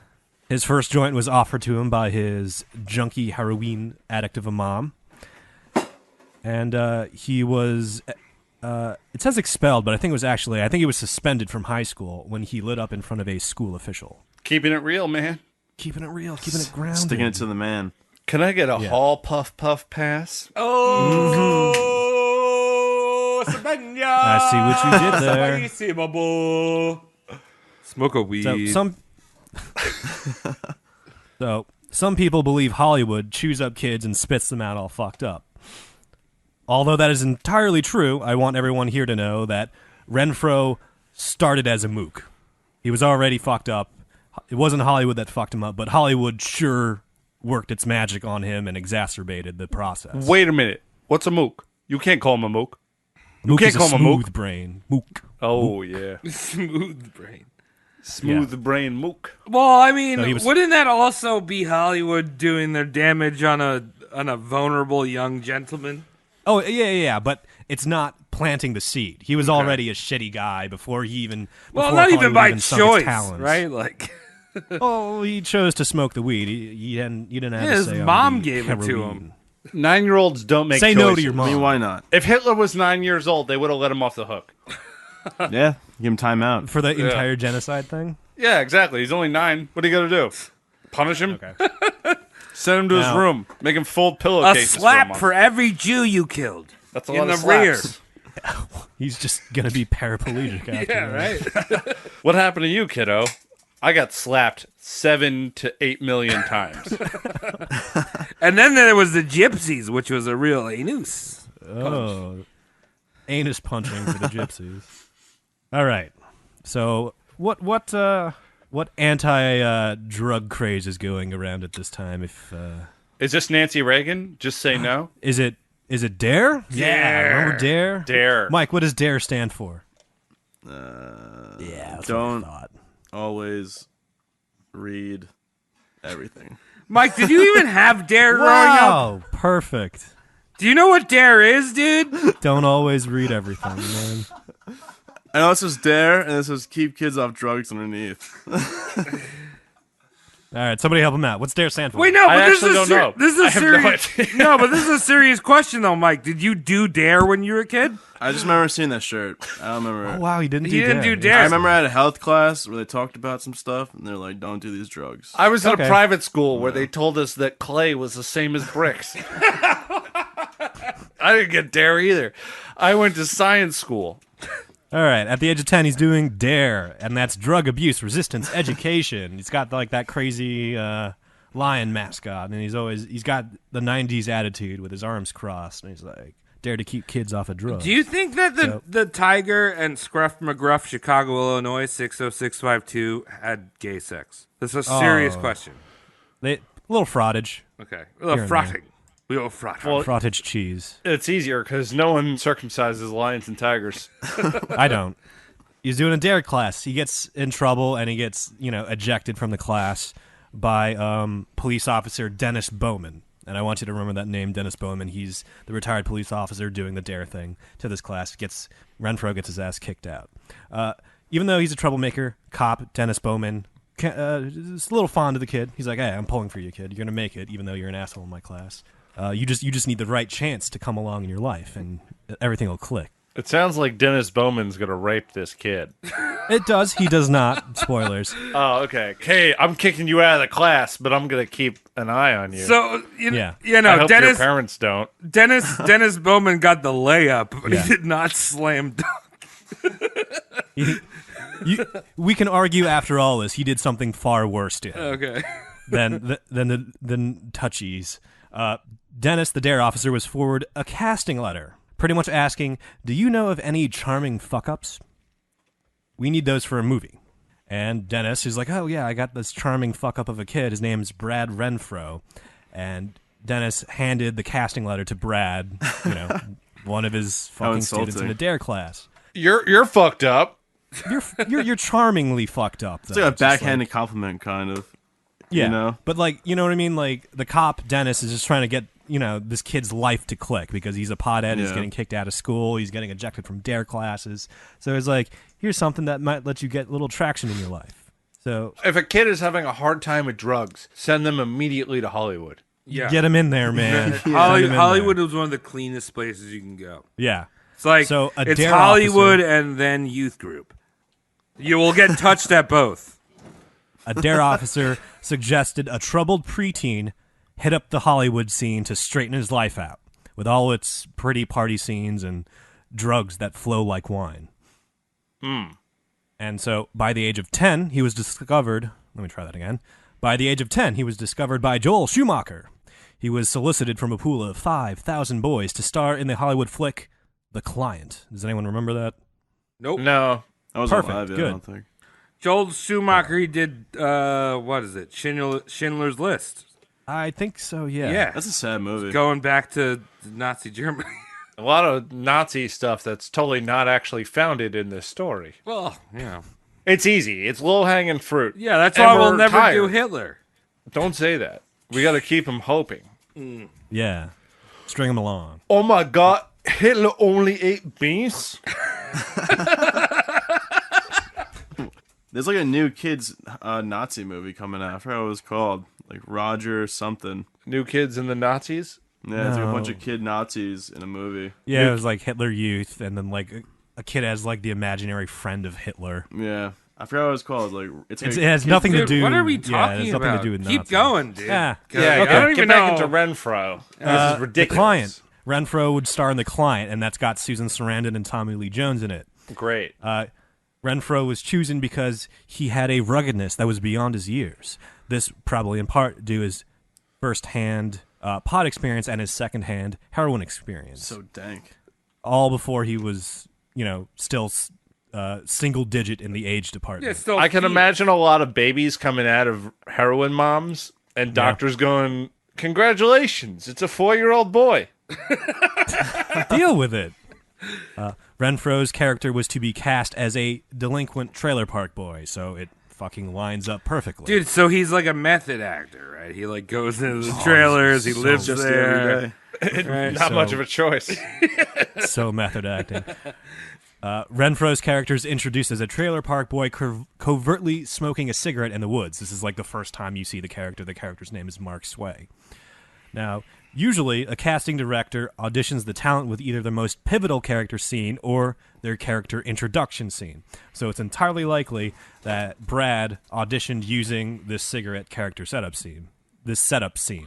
And Schumacher was like, wow, this kid really knows how to be a moody delinquent while handling a cigarette. So he was basically just outside smoking a cigarette next to a dumpster. Yep. And Schumacher's just, And Schumacher walks out and goes, oh my God, my face is so shiny. I love you really this know kid. how to smoke that cigarette. And Yeah. he's like, yeah, this is a cigarette. This and is- just puts it out This really is quick. why I should have grown up in L.A., because I would have been smoking a cigarette, sucking down a hot taquito outside of a 7-Eleven, and fucking Daniel Day-Lewis's granddaughter would be like, oh, you ever seen a movie with Daniel Day-Lewis in it? You're going to be a rock star in movies. And I'd be like, fuck yeah, Got it. dude. I'm it. Let me show you how I eat this taquito. I mean, in another One world, bite. Travis is definitely living in L.A., just sucking down Taquitos. taquitos and fucking... I like that idea. Dude, you haven't had a real taco until you get it from, someplace over here. Dude, the real tacos over are here. at 7-Eleven and Burger King probably dollar the same. taco. Oh, no, I not. refuse to try that. And that's your Yeah. middle-of-the-country heritage coming to Long Island.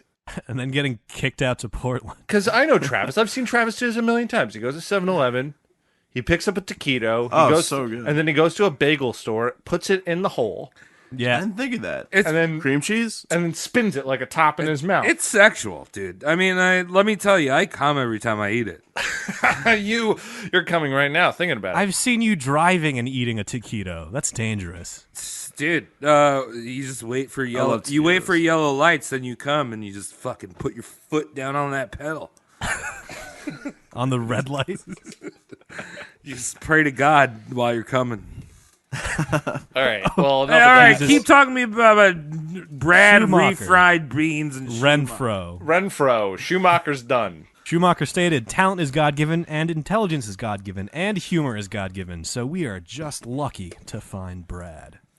Great. Renfro masterfully wore his thespian hat and for the very first time, and he got much accolades and much praise in the result. Reporters and fellow actors claimed Renfro was on track to be the very next James Dean, Leonardo DiCaprio, or Brad Pitt. Yeah, all those people are somewhat retarded. Yeah. You think so? Yeah, they have to be. They're in Hollywood, Mike. They're not doing podcasting Dude, like you and me. Leonardo DiCaprio won an Oscar for eating a fish because he was a vegan. Look at him go. But he's good looking, you know. That's what fucking Dude, gets him the votes. a good-looking smooth brain Votes? can go a long way. Yeah. But he that's pretty good. How I never how seen the movie, smooth do you can't think? judge. You've been using that term a lot, Tom. How smooth do you think my brain is? You're semi-smooth.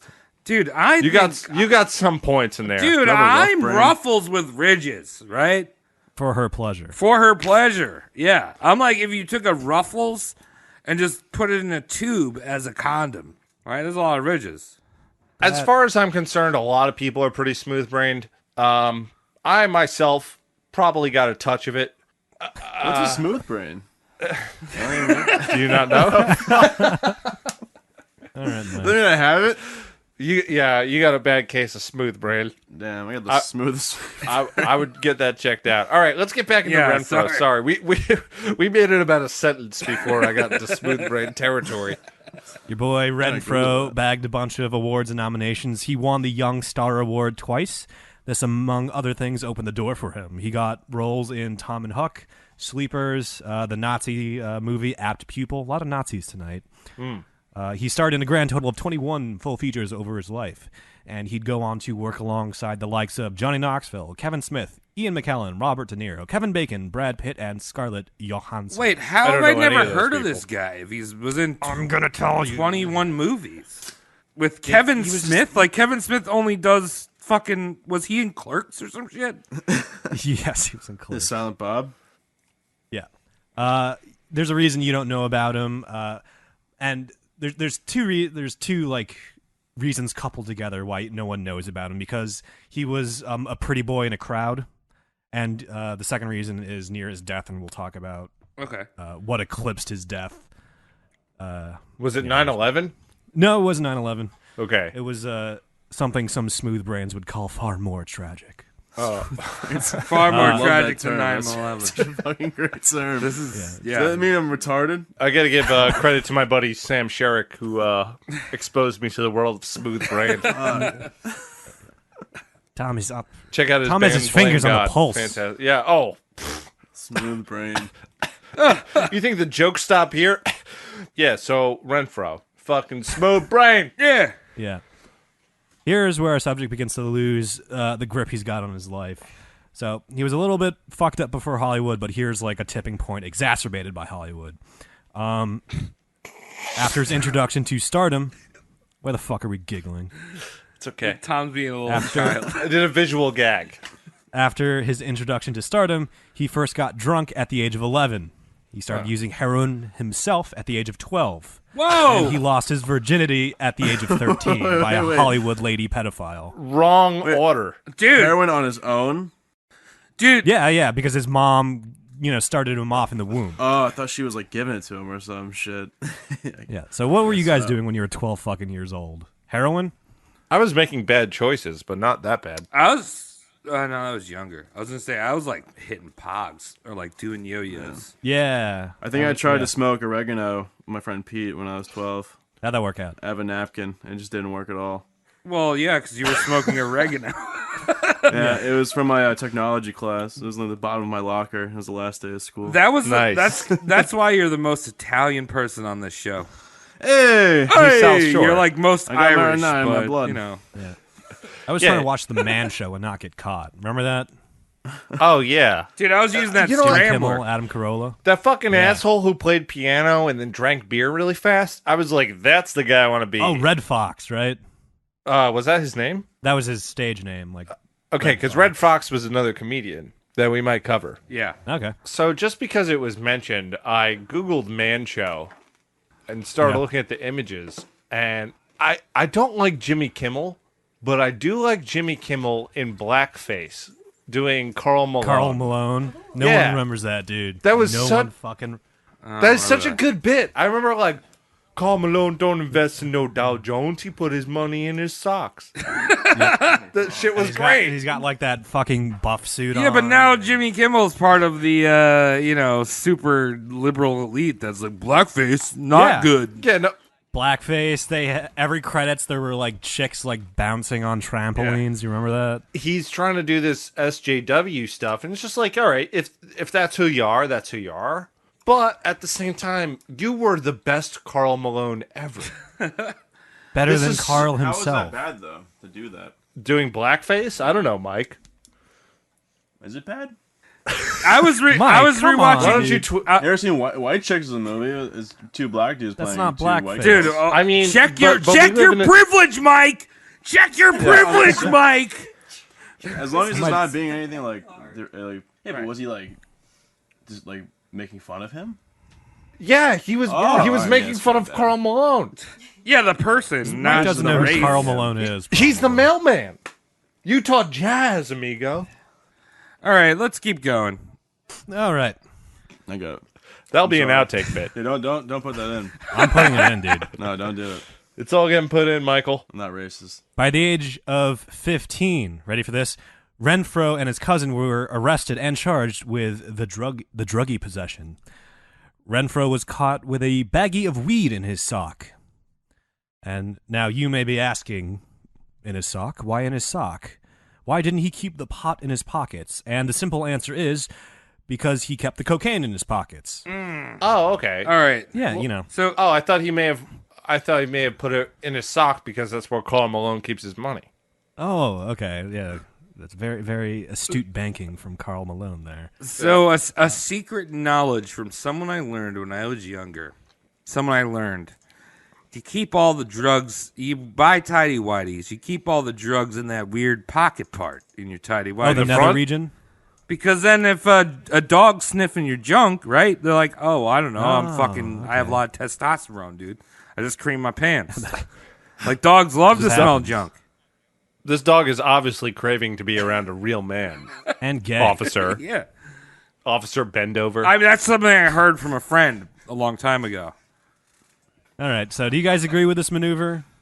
I Pot mean, in no. socks, coke in no. pockets. Like, was- would you swap that? I'd swap that out. No, he was caught, so he loses either It way. was just dumb. Yeah, both In the of them soul. gets Put the weed in the soul. soul of the shoe. Gotcha. So he plea bargained out of this miraculously. He's got cocaine in his fucking pockets, and he opted out for some random screenings and searches every now and then by police officers to get a slap on the wrist, thrown back into Dare. Oh, so again, Dare used as a solution here. Worked the first time, didn't it? Thanks, Reagan. Yeah, totally. The first time it gave him a career. This time it gave him jail. No, you didn't go to jail. No, but it will It will because It I'm definitely the will. historian predictor. History predictor. I Tom feel like that in the one was mix. less impressive, Tom. Shut up, Travis.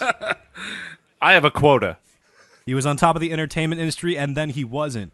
Soon after, his Fallout roles became less and less. He got mixed up into some straight-to VHS productions, and then he was doing commercials.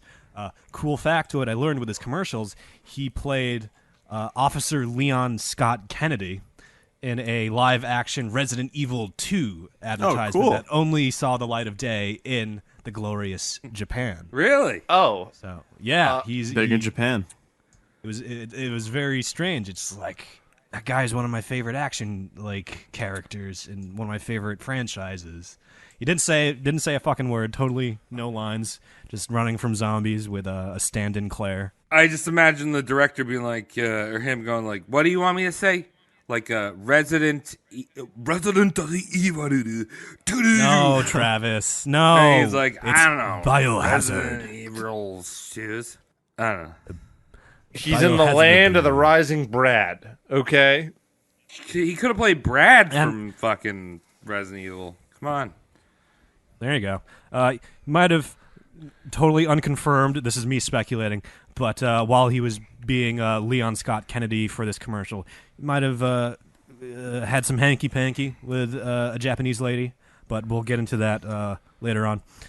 But just keep in mind, I think it was shot in Japan. So or it he's might like have been shot in he's the an US, but, adult like- now, or is he still a child? Yeah, he's like In his late teens, 17 early 20s? adult. Okay. 17. And at the same time, when he was in some court troubles, 1998, a 17-year-old Brad was caught screaming at his mother outside of a courthouse over the fact that his mom caught him with a lighter. And it's kind of strange because like his mom was like a heroin lady that gave him his first toke of weed, and she caught him with a lighter, and they're flipping out over it. That's my lighter. I don't know you. Why is that lighter white? Are you bringing disrespect and failure to our family? Yeah. What, do you want to die before the age of 27? Passerby reporter, yes, Tom, predicting history. Passerby reporter J. Miles Carey interjected, seeing this F-bomb slinging go off, and Carey screamed, "You can't talk to that like your mother," and, snapped a picture.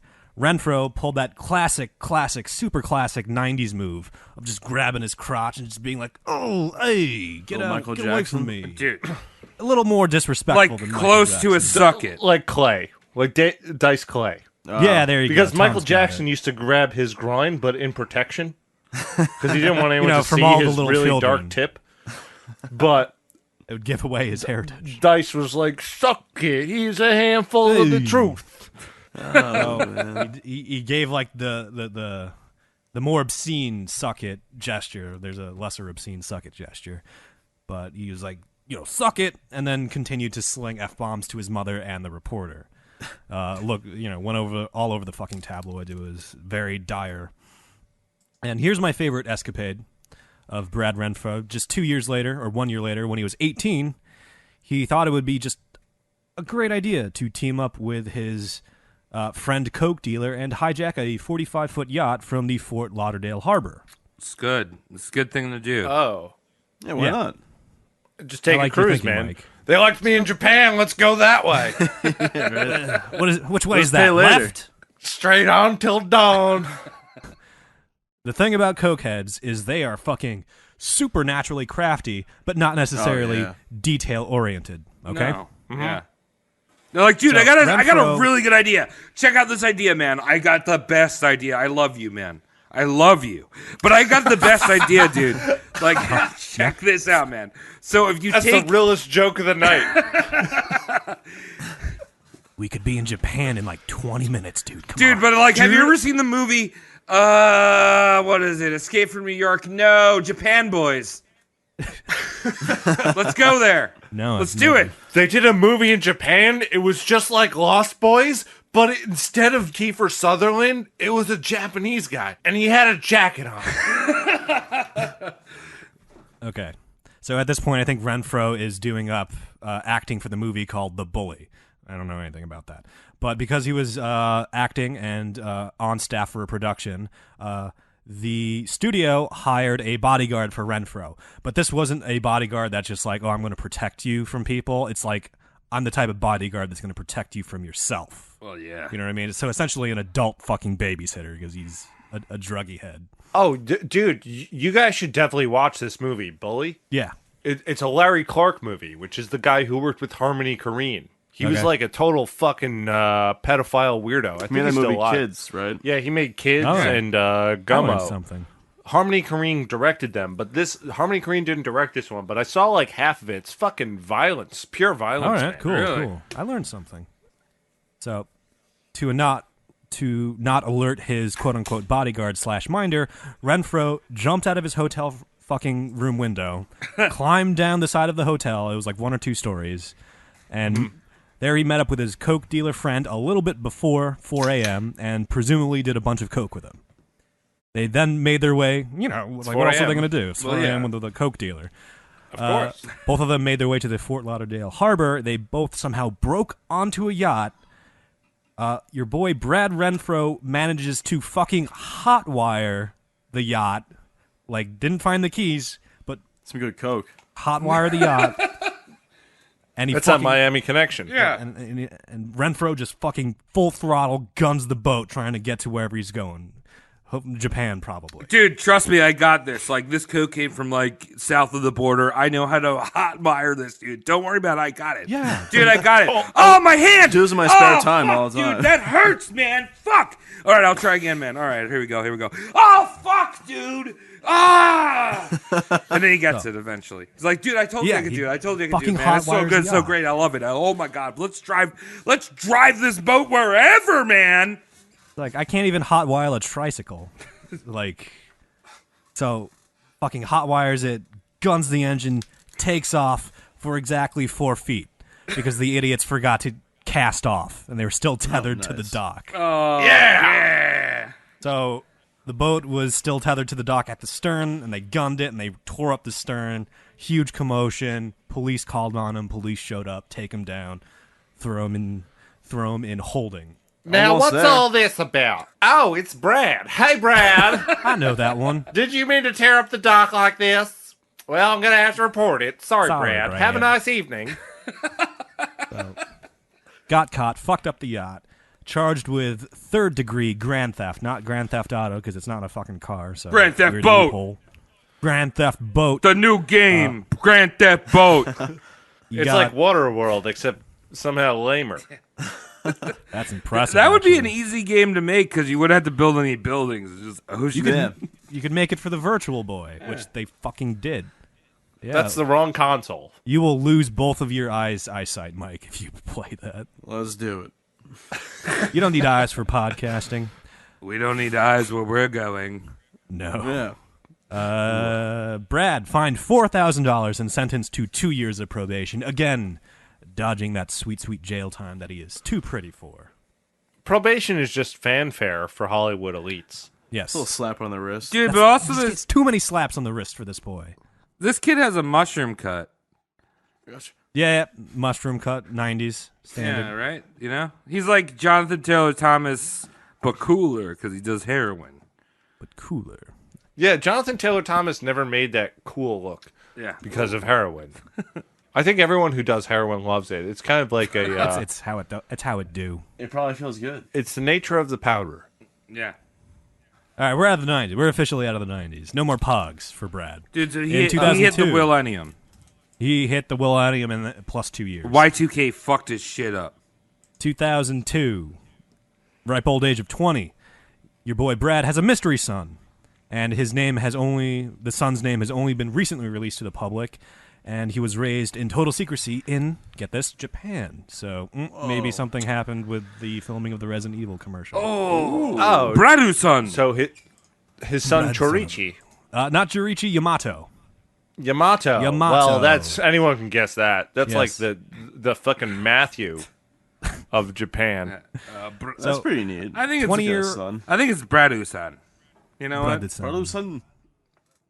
Now, 20 years old isn't a horrible age to have a kid. It's not it's not a teen pregnancy or anything like that. In this economy, In 2002 economy. Yeah, right after the crash. Crash into the Twin Towers. wow, amazing. So Brad, fucking up a little bit, but he does have money. He's got actor status. He's got actor chops. But the baby mama's presumably Japanese family was still probably like dishonorable fuckboy gaijin Brad Renfro, and didn't want the baby raised anywhere near him or in America. So they whisked the baby away to Japan, where he's raised. He is, I think, 16 nowadays. Does he have a Twitter? And I don't know about. Can the we Twitter. add him? You can try. If you know Yamato Renfro, and yes, that is his name, hit us up. Why would they keep his last name if he was like Yamato-san? I don't know. Yeah, get a fucking real last name like Chin. Like might be fucking Japanese. Jin. Brad expressed a wanting to marry Yamato's baby mama, but never got around to it for reasons we're about to go over. It is confirmed Brad and Yamato have met once in their lives, so he did get to meet his Japanese baby son. Baby I'd son. hope. All right. I'd hope so. Yeah. Now, I wish I had a 2005. Japanese baby. What would you name it? Steve. Got it. Steve the Japanese baby. Steve son, Steve That'd be Chan, his full name. Steve the Japanese baby. Steve Kuhn.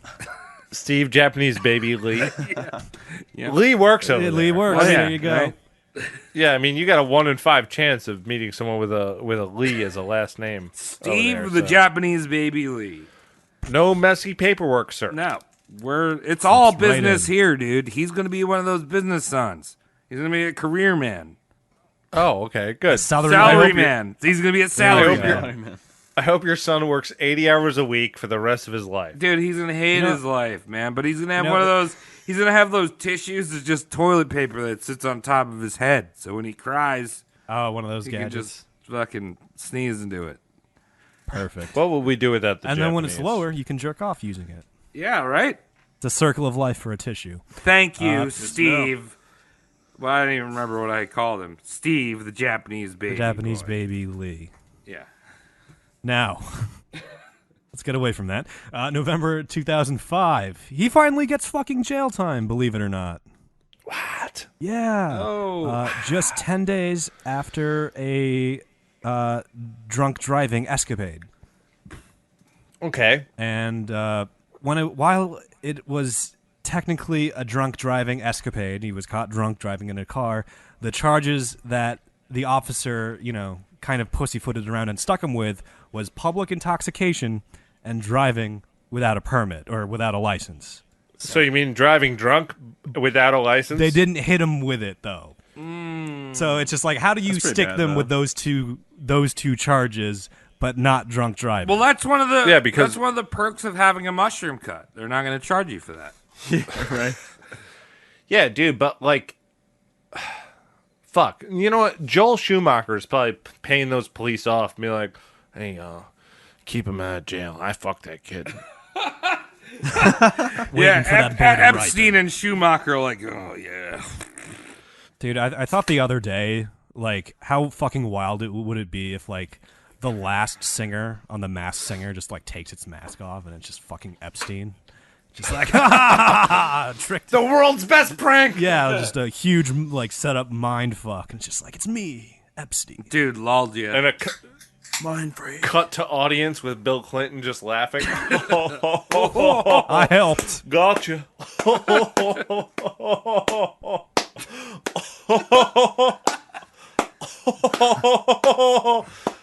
All right. Renfro, thrown in jail for only 10 days, believe it or not. And gets out, his first jail time is just 10 days. That's not bad. More no, it's for doing everything he's done in his entire life, Mike. He's making out like a villain. So, serves his 10 days. Literally, next month gets caught up in a sting led by the LAPD. Renfro bought some bait heroin from an undercover LAPD cop, and on arrest, he admitted to using methadone and heroin during the police interview. Okay. All right. There's pictures of him getting arrested. For whatever reason, he's wearing a Boy Scout outfit, or I don't know, what are they called? Uniform. Boy Scout uniform. Sir. While I he's gotta getting, see this. Yeah, okay, yeah. Google break. Renfro arrested, heroin, maybe. A scout is trustworthy, honor, loyal, friendly, courteous, kind, obedient, cheerful, thrifty, brave. That's the Boy Scout honor, dude. It's all about heroin. He's like, I just woke up. Help me. Yeah. Accidentally bought fake heroin. I think that happens to me most mornings. I just woke up. Yeah. Help me. Yeah, he looks like. I mean, he's such a pushover. He looks like he was taken down at Occupy Wall Street. Oh, yeah, I can see that. He's got this. It's not fair. Never I didn't fair. really mean to do it. That's Mike. He would go later on in his life to say, I'm only playing the tough guy. And he would lament hitting up the party scene in L.A. And someone asked him, what advice would you give to aspiring actors? And he said, stay away from L.A.'s party scene. So, Okay, good on him. But kind of regrets it, but it's almost kind of a little too late. 2 months after this being arrested by the LAPD incident, Renfro states he was tired of paying the consequences for substance abuse and enrolled in a 2-month rehab program, which was probably court mandated because of the whole arresting thing. So, Yeah, but in L.A. they pussyfoot around everything. Well, yeah. Yeah. So it's interesting how he worded that. He's tired of paying for the consequences. He's not technically sorry. Like he's just like I'm tired of getting my ass busted for doing heroin. Yeah. Fucking police. I hate this. This is mean. It's a tough thing to kick, I hear. It is. Somebody asked me how he died. Mike, you do it. How's this boy die? Literally 1 month after his rehabilitation, his girlfriend found him dead as a doornail from a heroin OD in their apartment. Oh, shit. Damn shame. Went out partying Well- one night with his friends, came back, try and sleep it off, dead in the morning. Ugh, too young for this little refried. 25. He's burnt out already. He has no applicable skills. Mike Rowe would have hated this kid. Oh, yeah. Dude, he's done some dirty jobs, dude. He worked for Schumacher. Schumacher. I work for Joel Schumacher. He made Batman Returns with Val Kilmer. So, who knows anything about the widowhood effect? No. What's up? Widowhood effect is essentially when it happens to females. When a female experiences a death in their family or close circle, there's a very high statistic probability, higher than males, that they also die relatively soon after that death. And it's like, Are you saying that women are dependent on men? no, I'm saying there's a medical anomaly that puts. I can't women believe you'd at say risk. something Dude, so, what are so you? regressive. Yeah. Well, Wow. You can't live without someone, what's the point of living? I don't wanna You know, That's- that special that's- person's that's gone. pretty much the biological. What's the point? I don't want to find anyone else. All right, so no, I haven't actually heard of that, but elaborate, Yeah. Cody. How does that apply to this story right now?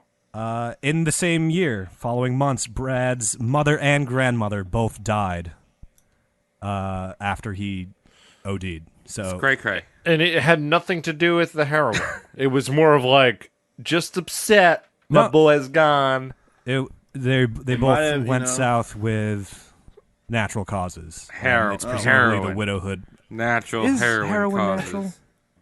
It's made out of poppies. Yeah. Oh, That's It's natural. all natural, There you dude. go. If you're a Guess so. vegan, heroin is where Do you heroin. should do. everyone's like, why don't we remember Brad Renfro? Because he died the same fucking week Heath Ledger kicked the bucket. Oh, Yeah.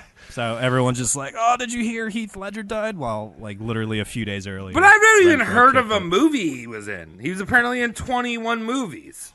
Because he was just in this sea of pretty boy Hollywood Oh, okay. fuckery. It's twofold. He was just in a sea of people already doing it, and he was overshadowed with like Heath Ledger. So when he was in the movie, the Disney movie, Tom and Huck, he played Huck, but guess who played Tom? You did, Tom? Jonathan Taylor Oh, Thomas. JTT. Outshine, outshine. Yeah. JTT. You can't get over that boy. JTT. All right, who else we got? We got. JTT. I'm looking on this shit. No one saw that Bully movie. He was in Law and Order. He was in a movie called The Job with what seems to be Very a bland titles for his movies. Well, you know what, Yeah. guys? I Quiet mean, the he job. was overshadowed by Jonathan Taylor Thomas, the man of the evening, the president of the 90s, Jonathan Taylor Thomas. Yeah, I like everything he's been in is garbage. Okay, so Mike, what do you do? Your thing. What did you want to do? Yeah, Mike, weigh in. You guys all have really good episodes. We- Or I guess all people. Thank you. But I do think the Alfalfa one, I did not see that one coming. I was There you like, go. Oh, that, Alfalfa takes the cake. He had knives in his pocket. A little shithead. He was Little fucking shithead. Stab. Yeah, the hooks in the nuts is pretty bad. fuck Or the him up. gooch. Dude, right there, little Spanky. That There dude you was go. cute as fuck, especially in a hat. And then you're gonna just stick hooks in his anus? Fuck. I think he was a that weenie. that award earns Alfalfa a title mention in this episode, I agree. as it does with Alfalfa and others, welcome to the fucking world of child acting. Well, look, Roast Mortem officially doesn't endorse child actors. Every kid should be played by people over the age of 45. Mike, it's much more you're realistic. off You the can work show. with them. They understand their rights. You're a child. Get off the show. You baby boy. Did you just see what they did with Will Smith in Gemini Man? They made him look like a it. baby boy. You see, what's his name? John Travolta now? John Travolta? Yeah, he's fucked. What did he do? He took off shins like Cotton Hill? He looks like not even real. He looks like John Travolta, like new music video. New music video. It looks like he's like 25, but it's like he looks like so plasticky. Oh, this one. Jesus Christ. I think you showed me this. No, you showed me this. All right, yeah, John Travolta's fucked. Okay, all right. Well, Hollywood's fucked, and when Hollywood gets its hands on a child, it doesn't let go. Ruins It goes in every orifice of the child. It's fucking sick. Ruins that pie. I'll be honest. When I was doing my research, the only thing I wanted to do is move to LA and fit in with the real people. The real America. I had an Have you opportunity. guys seen Aaron Carter? Well, yeah. Bringing him Yeah. up. He's got like a face tattoo, and he's like a rapper. Well, he's always been a rapper, but No, I he listened to an hasn't. interview with him, and he's like sounds batshit crazy. Yeah. Well, now. Because he is. Well, now he wants to Talks be about like how, his Post brother used to fuck Malone. him and shit like that. Yeah, everyone likes Post Malone because he's like doesn't have a brother. But he talked Got about it. his brother, how abusive his brother was to him and shit. All right. Right. All right. Let's wrap Yeah, up this let's- episode. Get us out of Let's here. finish it. But before we finish it, by the way, BTWs. What you got? So tomorrow, November 1st, we are coming out with our merch on Teespring. Oh, wait, that makes today Halloween, actually. Happy Halloween. So, happy Halloweenos, Paralos Ninos. I hope you don't Yes. die of heroin for like a child. But if you do get it in your trick or treat bag, you just throw it out. But we have some shirts coming out. We have a merch What? store out now, Hell dog. fucking yeah. It's on teespring.com. You get Yes, some it sexual is. shirts. 2 designs. Can I have one? Can I get a shirt? You have to Yeah, pay they're for it yourself. like they're $25 or something. I don't know. That's good price. And we also have some beach It is. towels that you can fill with cum and make all hard. Beach towel. I think there's Oh, a mug in the I mix. need that. There's a- I love going to the beach. You can fill your mug up with cum. you can come on all of our products. Yeah, as soon why as you not? buy them Dude, yourself. Send us a picture of it. sometimes I come on my t-shirts if I'm really missing like a paper towel or something. Yeah, if it's not in reach, you just like, oh, Yeah, look, I guess, t-shirts. yeah, I've done that before. Yeah, I mean, whatever. You're not sending it back to us, so just come on. Whatever. Yeah, so Who gives a that's shit? the end of the show. Thank you. Yes, there you go. We got merch coming up. We got patreon.com/roastmortemcast. Yes, please. We got social medias. I'm Saunch. Who cares? I'm Cody McCann. I'm Mike. I'm Travis Legion with 2 E's, or I'm not a child store. I'm on Twitter at Mike. And Roast Mortemcast for all the other Yeah, dumb just shit. Google, Reach out. Google, tell us. Google us. Tell us about the things that you Yeah. do. We've been doing this for 2 years, and thank you, Shane, to all of our listeners. Thank you, Shane. I to hope all of you have them. a sexual Halloween. I hope you dressed up as a sexual firefighter, a sexual eggplant, or a sexual leg. Just like a disembodied leg, a sexual disembodied leg. Dress up like John Travolta in that new Fred Durst movie. Uh-huh. Hard. Is Fred Durst? Yeah. Dress up hard. All right. Thanks, Thank you, Shane. Shane. Dog, bro. thank you, Love you guys. Thank you, Shane.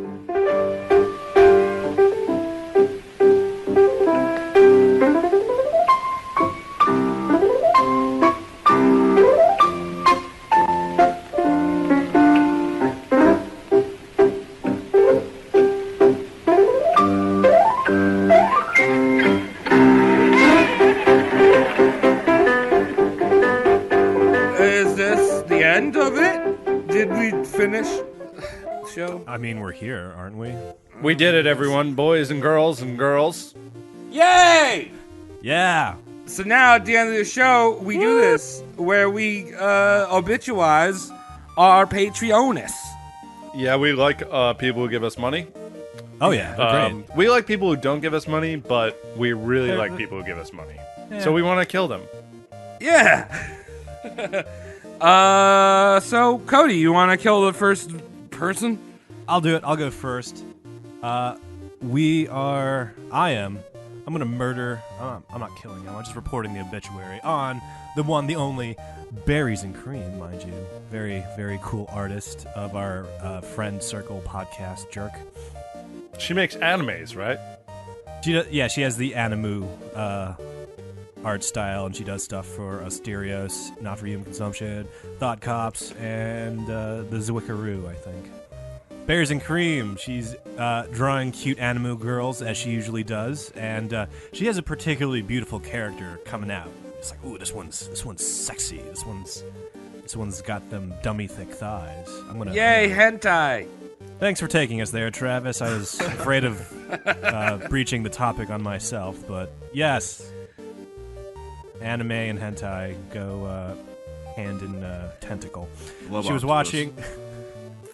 She was really digging how the latest one was coming out, so she reaches for the good art supplies, that good stuff.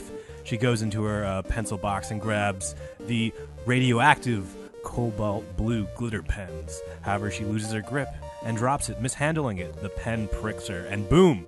Just like that, she gets anime waifu superpowers.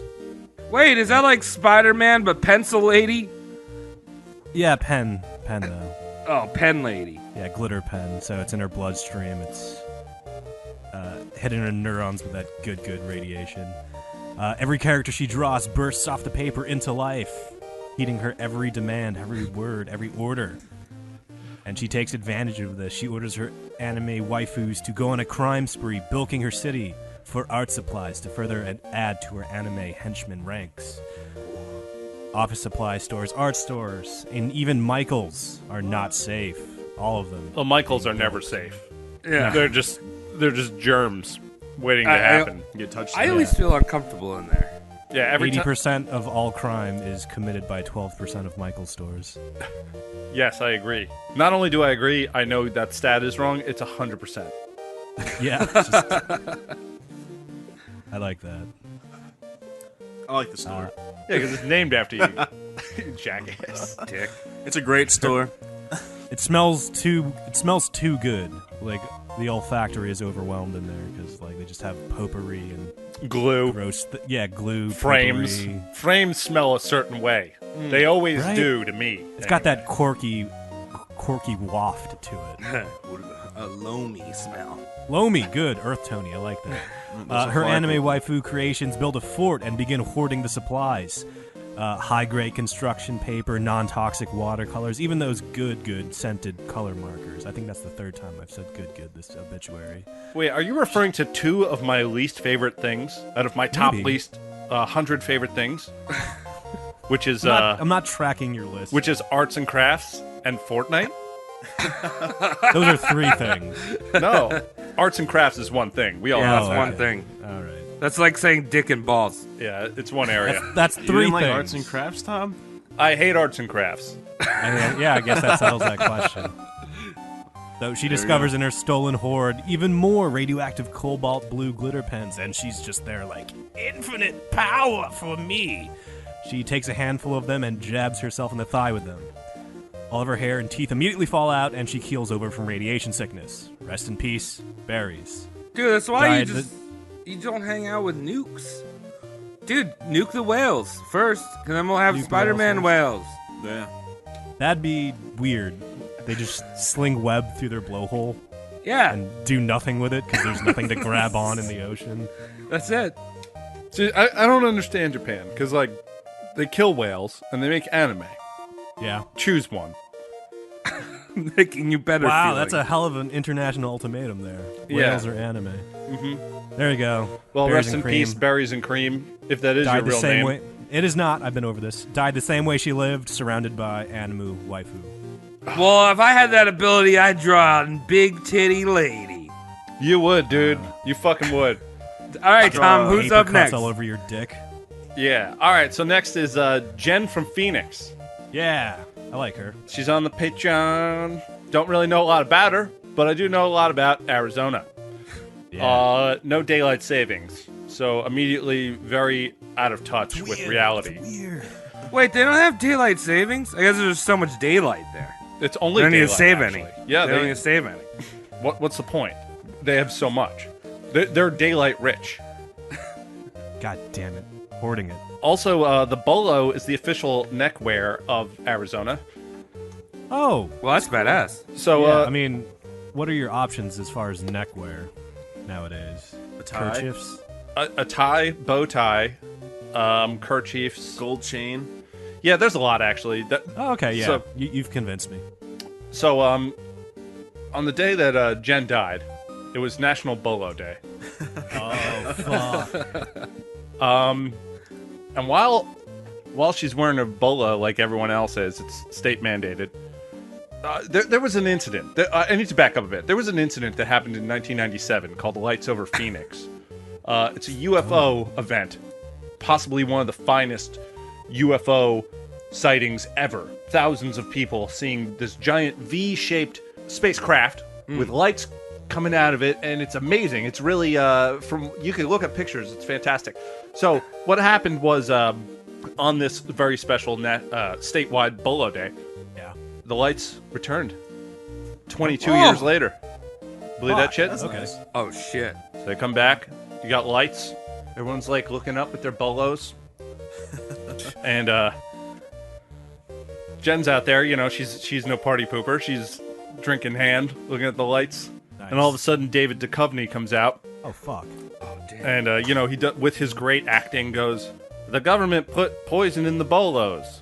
Or however he would say it on X-Files, where it's really not convincing at all, but we still believe him. But poison Yeah. in bolos. Yeah, he's got a mouth full of sunflower seeds. He's got a baseball in one hand. So he takes off Jen's bolo, and everyone else passes out around her. And she's like, oh my God, David Duchovny, you are right. Oh my God, David Duchovny, you are so right. He's always right.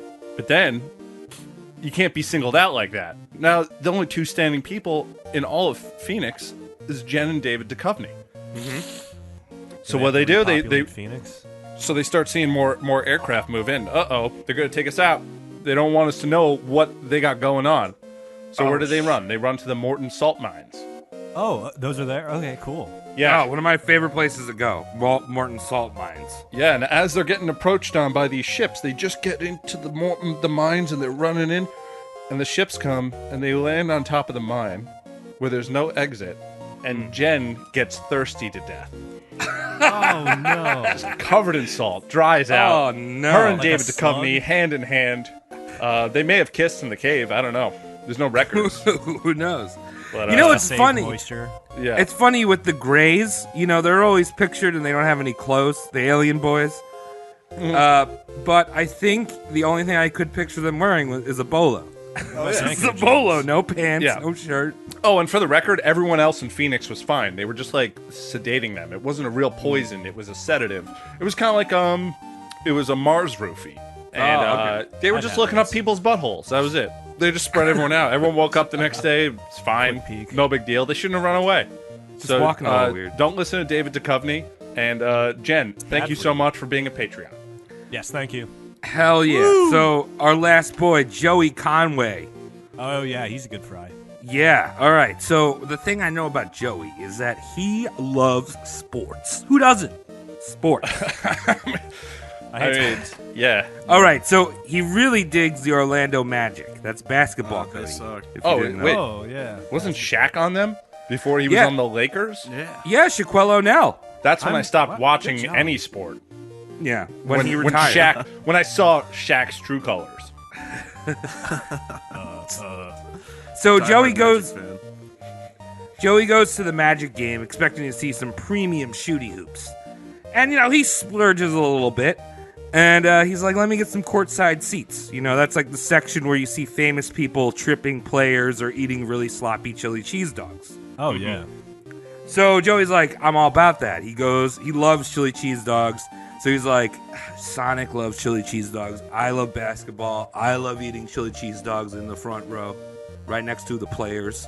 And he gets a chili cheese dog.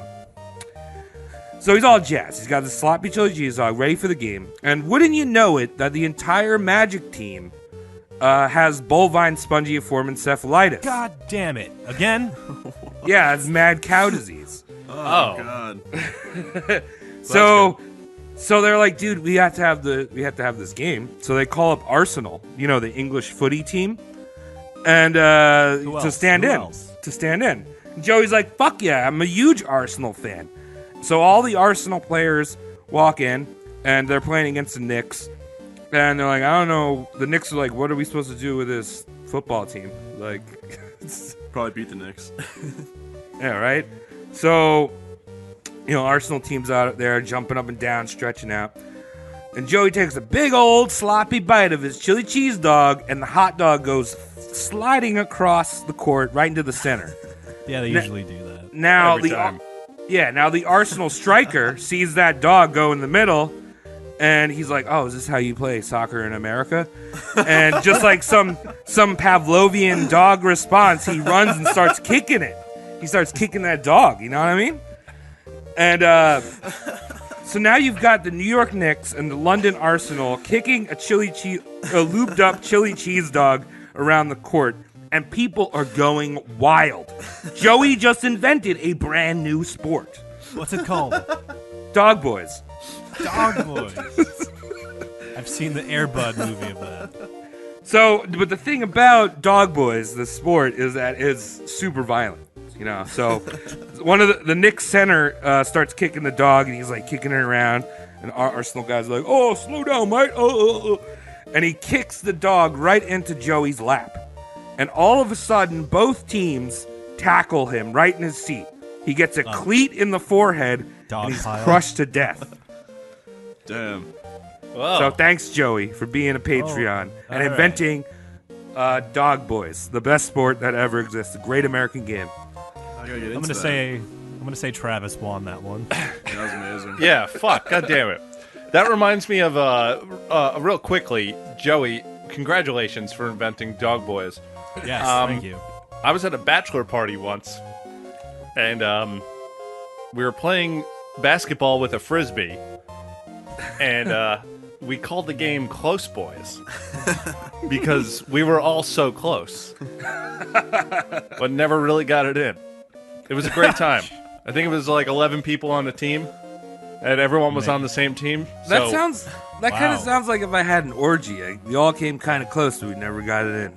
yeah, Close Boys. So I guess Close Boys could be in a similar league as Dog Boys. I think you're on Yeah. something. Well, Maybe that's like the League West and League East. It's Dog Boys and then Close Boys. yeah, they League fight. East. He's gonna win the championship.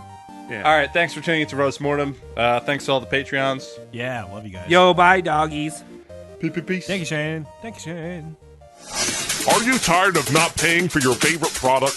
Patreon.com/RoastMortemCast. What's a Patreon, you say? It's a website where fans can support their favorite content creators. Sounds like a deal. Deal. This is only if you got the money. We got koozies, we got custom obituaries, we got stickers, we have movie commentaries that you download and watch with said movie. It's like you have friends in the room. What if I don't like history? You're wrong. You love history. How much money can I give? Anything will help. We like doing the show. We're going to do it anyway. Mike's losing us money at every corner. Roast Mortem Cast is here to help you take a load off that wallet. It's all been arranged just for us to get your money.